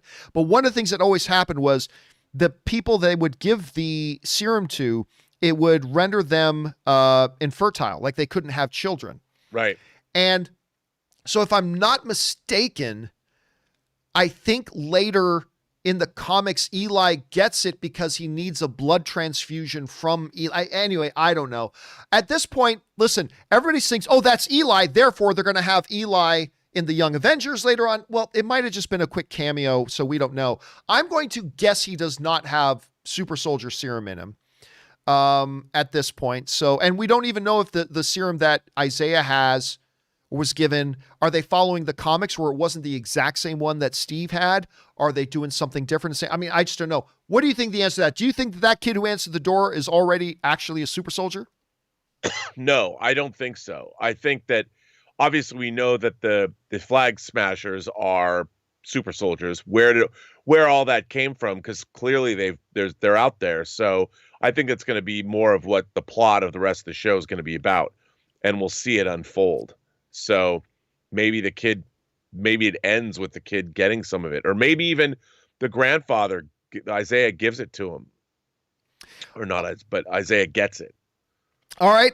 For now, Rob, we have taken you past your time. Thank you so much for being here, dude. Listen, you got a lot of exciting things going on, like between, your film, of course, Tango Shalom is still out there. We had the new show that you helped work on. Dota is now launched, or I can't remember. It's now launched on Netflix. On Netflix, Dota Dragon's Blood. So many cool things going on. Rob, in the meantime, where can people follow you and all of your greatness online? You can find me on Instagram, my name, Robert Meyer Burnett. Find me on Twitter at BurnettRM, or find me on my own YouTube channel, The Burnett Work, and my daily show, Robservations. All right, dude. Thanks a lot for being here, and we'll talk to you again later. Have a good one, man. All right, you too, man. Ladies and gentlemen, the great Mr. Robert Meyer Burnett. But listen, guys, we still have some time, so let's keep on going through your questions, shall we? We're going to get things picked up here with Alan, who writes, "Hey, John. How emotional would it be if we had Bucky confess to Yuri and had Sam go to talk to Isaiah? My prediction now is that Sam will go meet Isaiah and offer him the shield, but he will turn it down and say Sam should have it. Cue the tears." Well, I mean, I don't know, for a couple of reasons. One, Sam himself is not a super soldier. He has no real connection. Steve had connection to Isaiah because of that shared experience, but Sam has no connection to Isaiah, either through direct contact or through a shared experience. The second thing is, I don't know, I can't see Sam giving him the shield because he never had the shield. Remember, when Steve went down in the ice, the shield went down with him, right? Now, maybe I could see that happening if, like, the shield, if Steve's shield actually was in Isaiah's possession for a while as he was fighting as a super soldier, but since that shield was never his in the first place, I don't know that it would make sense for Sam to go and offer it to him. So, but it would be an emotional moment, man. It would be an emotional moment, no doubt about that. All right, next up. Bryce SOA Hugs writes, "As a lifelong fan of the Mighty Ducks, I watched the new show on Disney Plus and I loved it. It's a different take on Bombay, think The Last Jedi, with the Ducks. It was really funny and entertaining. We'll be watching this one every week along with Falcon and Winter Soldier and Invincible." Yeah, it's funny because, I watched the Mighty Ducks when I was younger, just like everybody else. But when Disney Plus first did their first promos for the new Mighty Ducks, I got to be honest with you, I had zero interest. I still have zero interest. None of the commercials I've seen have done anything to move the needle on that. But, Bryce, you are not the first person to write in to say that you've watched it and you actually like it. So, I don't know. If I keep hearing from a lot of people that they're really liking it, maybe I'll give it a shot. I just got to say, I didn't like the idea for it, and I haven't liked the trailers for it. But if I keep hearing from enough of you that you really like it, I might have to check it out, man. I might have to check it out at some point. Okay, let's move on here. Next up, we've got BK Dan who writes, "Hey John, congrats on getting the shot. Got my first on Saturday. Nice. Yeah, I got it right now. Again, I'm just waiting for those superpowers to kick in. Just waiting for the superpowers." All right, next up, Let's Make Things Dark writes, "I know this is not how any of this works, but Disney/Marvel Studios should buy out DC Entertainment and should bring Zack Snyder along to direct the DCEU, release the Feige cut." Well, I mean, here's the thing. There are a couple of reasons why that would never happen. Number one, it ain't up to Disney. First of all, Disney is still not in an acquisition mode right now. Disney just spent half of their worth buying Fox, so they're not really in heavy acquisition mode right now. But number two is you can't buy something unless somebody else says it's for sale. And Warner Brothers has no desire to sell their DC properties. They have zero desire to sell it. And frankly, Disney doesn't have the money, nor would it be wise for them to offer the kind of money they would need to offer to make it a deal that Warner Brothers couldn't refuse. Like, it would have to be the type of dollar value that wouldn't make financial sense for Disney to do it. But here's the biggest problem with that. Snyder or Kevin Feige would never let it happen. When you come into the MCU to direct a film, you have to understand that you have to follow somebody else's rules. Because there is one guy put in charge of making sure the entire MCU works together, connects together, and that every movie does things that make it consistent with what's supposed to happen in the movies that have already come and the movies that are coming. You have to play by somebody else's rules. And if you're going to direct in the MCU, you have to be comfortable with that. Now, Kevin Feige is very flexible. He simply tells a director, look, I know what I've got mapped out in my entire MCU. So if you're going to make let's make up a thing. Let's say they make a Bishop movie, even though they're not doing X-Men movies yet, but let's say they're going to do a Bishop movie and they hire, let me pull out, let's say Ben Affleck is going to come in and direct a Bishop movie. Okay. So Kevin Feige will sit down with Ben Affleck and say, okay, look, because I'm doing all this other stuff in the MCU that's eventually going to be connected with this, you cannot, in your Bishop movie, you cannot do this, or this. And at some point in your movie, you must have this, and this. Now those are your parameters. You can't do all this. You must do all these things. Now, everything else, as long as you stay within those guidelines, you can do anything you want. As a filmmaker, you can do anything you want. You have total freedom as long as those 10 main things that you must do and that you can't do are respected. Within those confines, go and do what you want to do. That is not something that Zack Snyder would ever agree to. Zack Snyder would never agree to do something like that. Obviously, he wants to make his movies his ways, and he should be respected for that. And that can work over Warner Brothers, who wants to kind of just let the directors do whatever they want to do. But under Marvel and the MCU, that ain't how it works.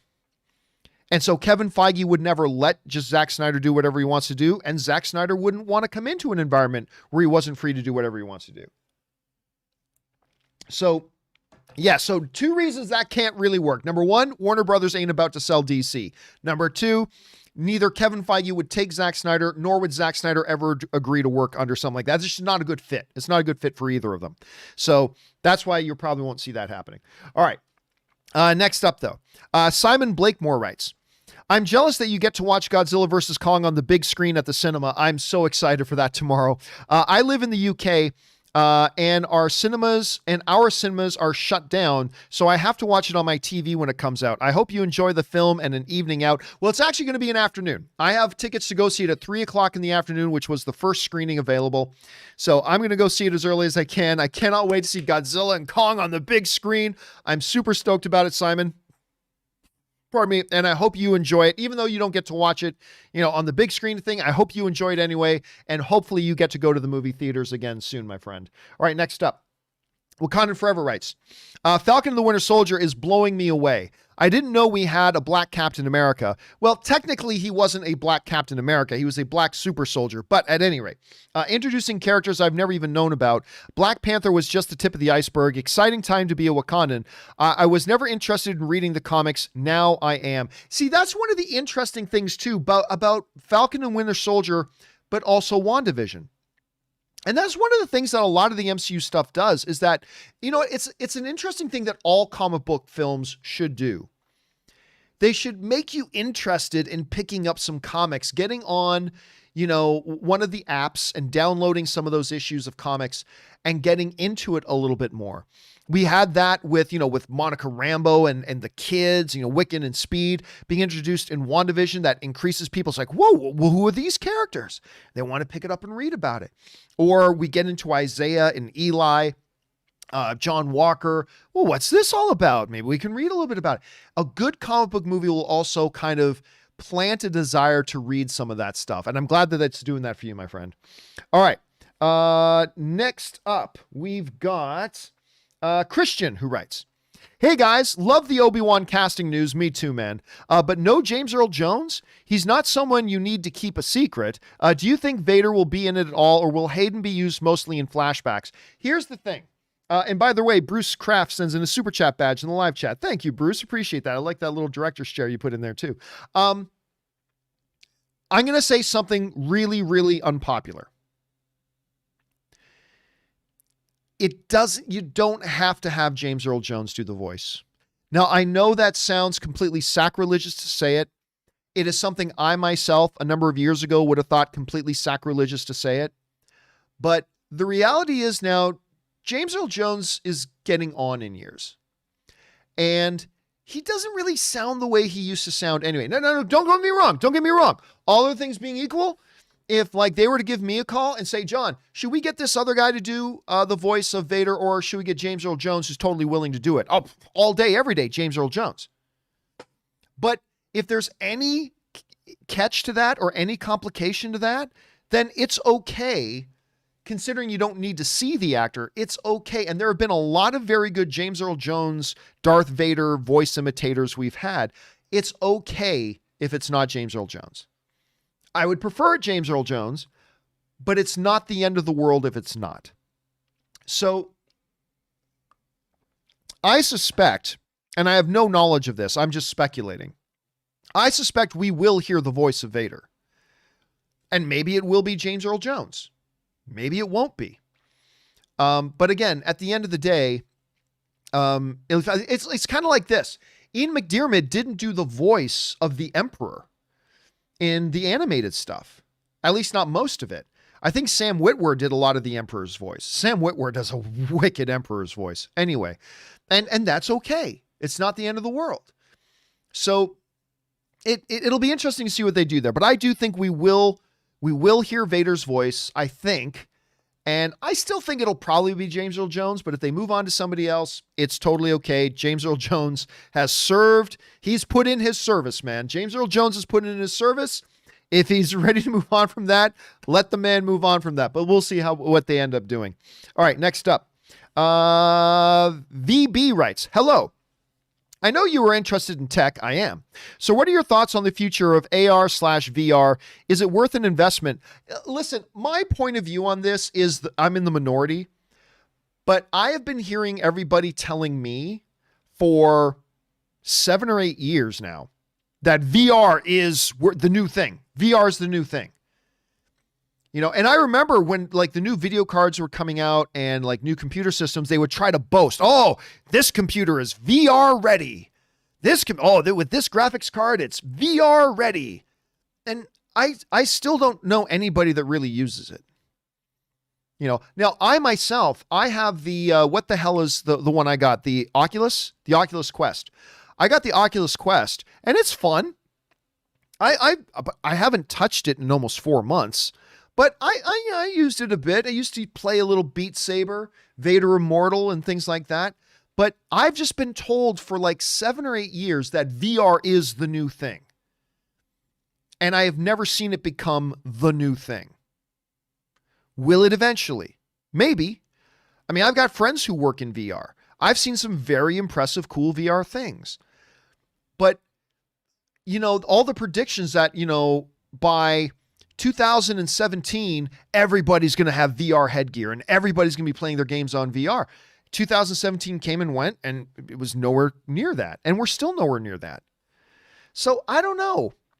I don't know if it will literally, if VR will become the truly new standard thing, like they've been predicting forever that it would, or if it'll always be just a really cool novelty thing that, a few people will use and dabble in, or what. I'm not really sure.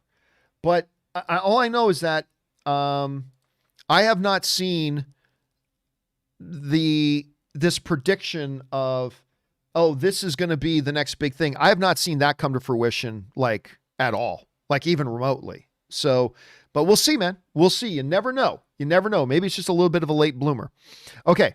Next up, Carlos Sosa writes, John, I got tickets for Godzilla vs. Kong on Friday on IMAX at Burbank AMC. I cannot wait for it. Will you be seeing it this weekend? I'm seeing it tomorrow, my friend.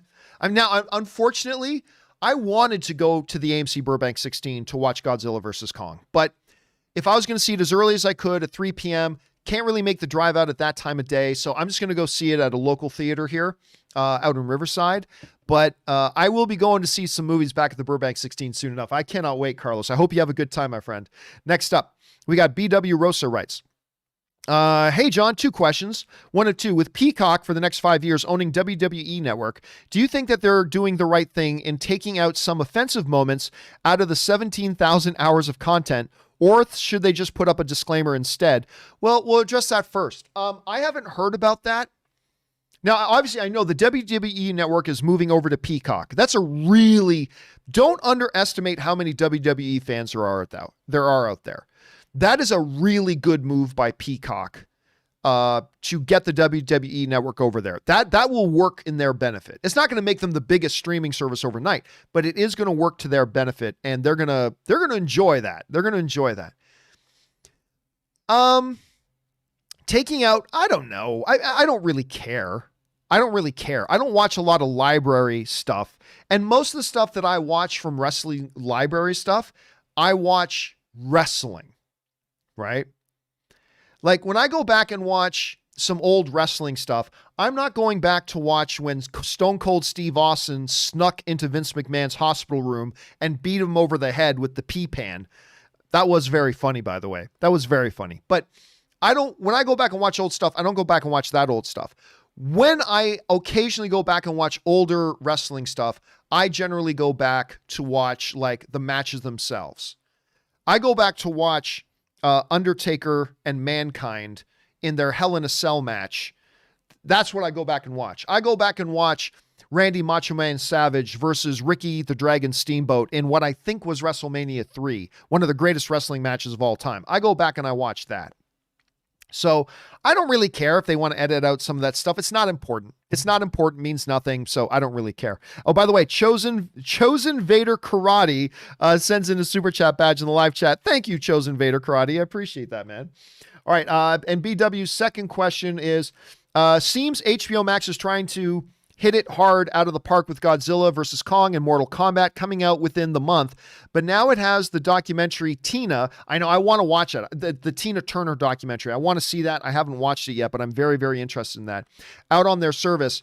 And from what the trailers show, it looks really good. How about you? Thanks. Yeah, I am totally on board with that. I want to watch that a lot. I'm not usually big on like biopics, but documentaries about musicians, I usually found those very interesting.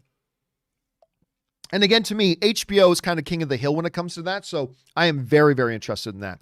All right. Thanks for that, BW. Next up, Jack Wallace writes, 1 of 2. I've been taking my son Aiden to movies since he was 6. He is now 9. The last movie that he was able to see in theaters was Onward. I think that might be the last movie Ann and I saw together in theaters too. Well, other than, recently we saw Nobody and Indiana Jones, but I think the last movie we saw in theaters together before the shutdown, I think might have been Onward as well. Over a year ago, meaning he was literally lost 1/3 of his movie-going life. I just bought our tickets for Kong versus,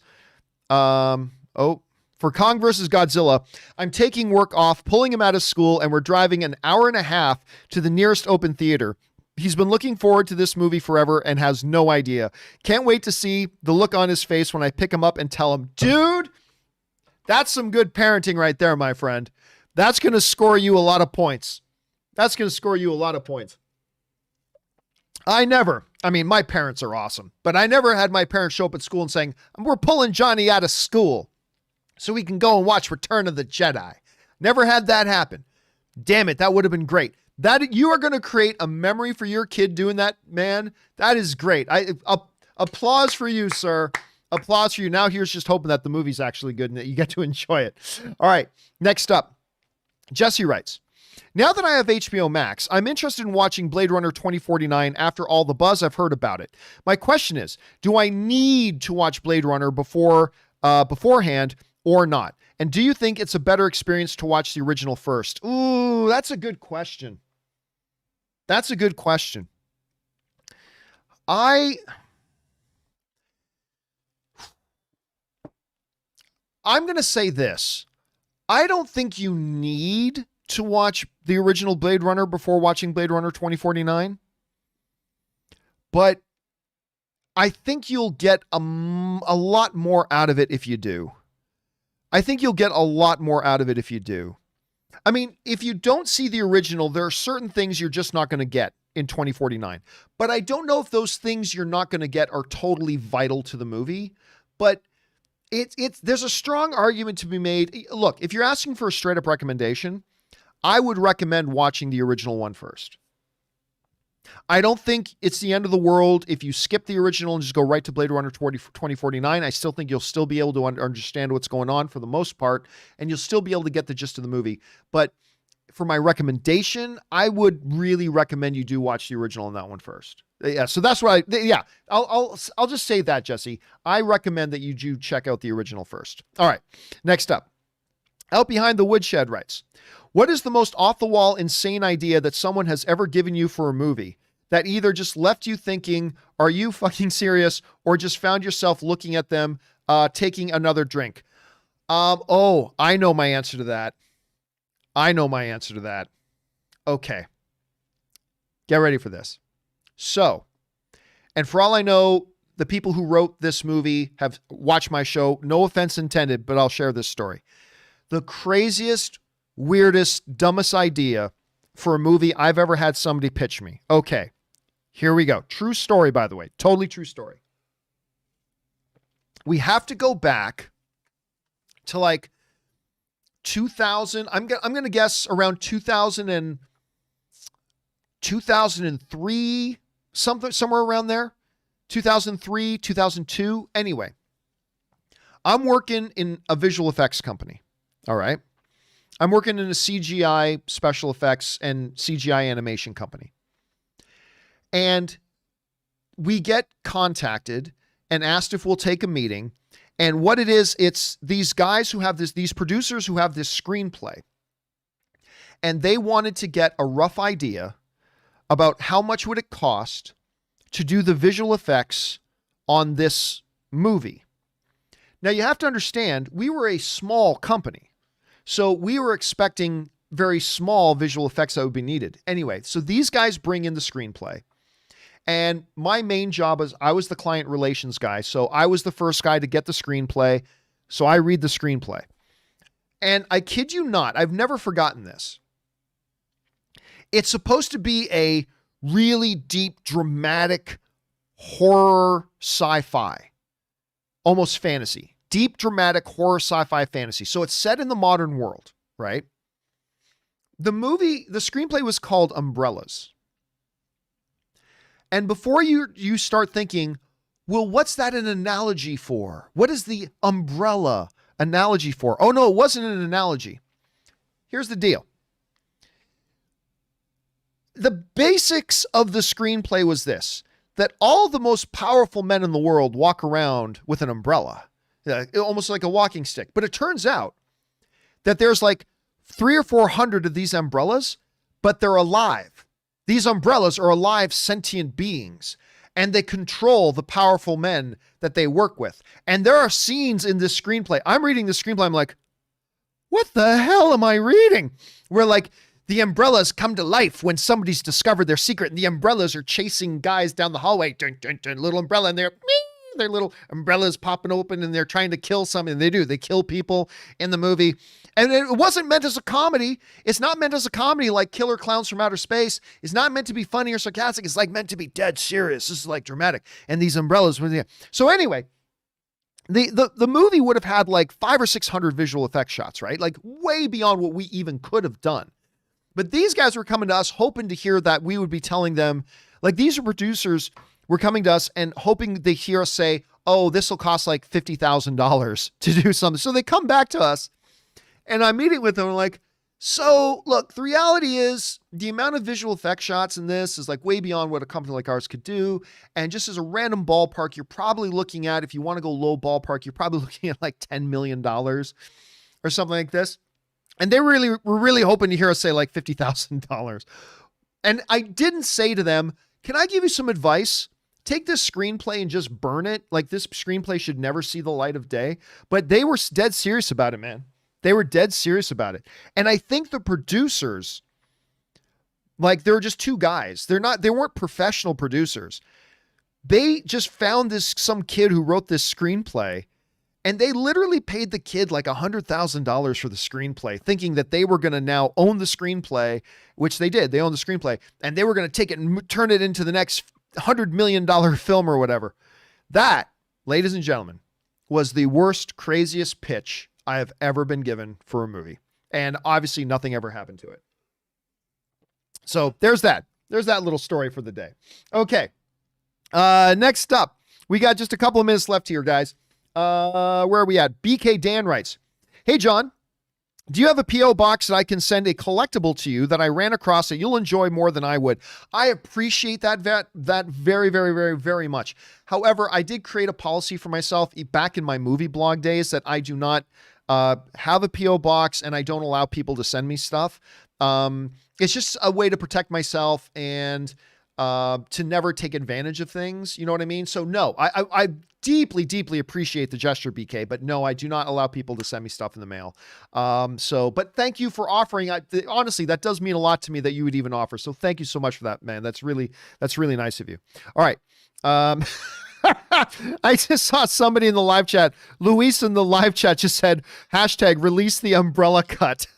So that's the new thing. Hashtag release the umbrellas cut. There it is. All right, next up. An anonymous viewer writes, Dear John and or Rob, just missed Rob. Do we live in a world where we can get a 3-hour PG-13 theatrical run of the Snyder Cut? Nah. Also, John, I think I'd make a great parademon. Can I please have Peter Jackson's phone number? That's an inside cut right there. That last part's an inside cut. No, look, I think Zack Snyder is so ready to walk away from all this. Look, Zack Snyder has got a very exciting new thing coming. This Army of the Dead thing looks like a lot of fun. And I mean, I didn't love the trailer, but that's okay. I know the movie is going to be bonkers fun. You can just tell. And it wasn't Zack Snyder who made the trailer. Whoever made that trailer, I don't think did his movie justice. But I think this movie is going to be bonkers fun. He's got the movie. He's got like an anime series based on Army of the Dead coming out with Netflix. He's got some exciting stuff lined up. I don't think he wants to now go back and like pull another thing where, oh, so now I got to edit down the Justice League again. Now I got to take my movie and edit it down to 3 hours. And what would be the motivation of Warner Brothers to put in theaters? Who's going to go see it? Anybody who's interested in it's already watched it. It wouldn't make back the money that it would cost just to market it. So I don't see what the motivation for Zack Snyder would be to do it. Why would you want one that's cut down by 25%?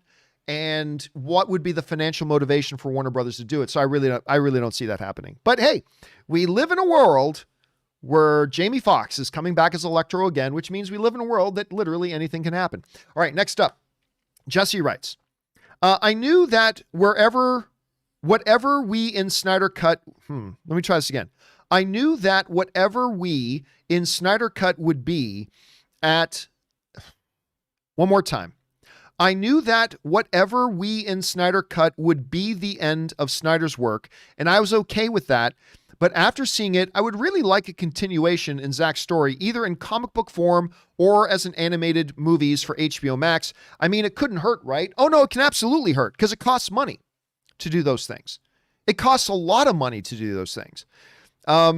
Don't be one of those producers of the umbrellas thinking it's just free to make this stuff. I mean, it still costs money.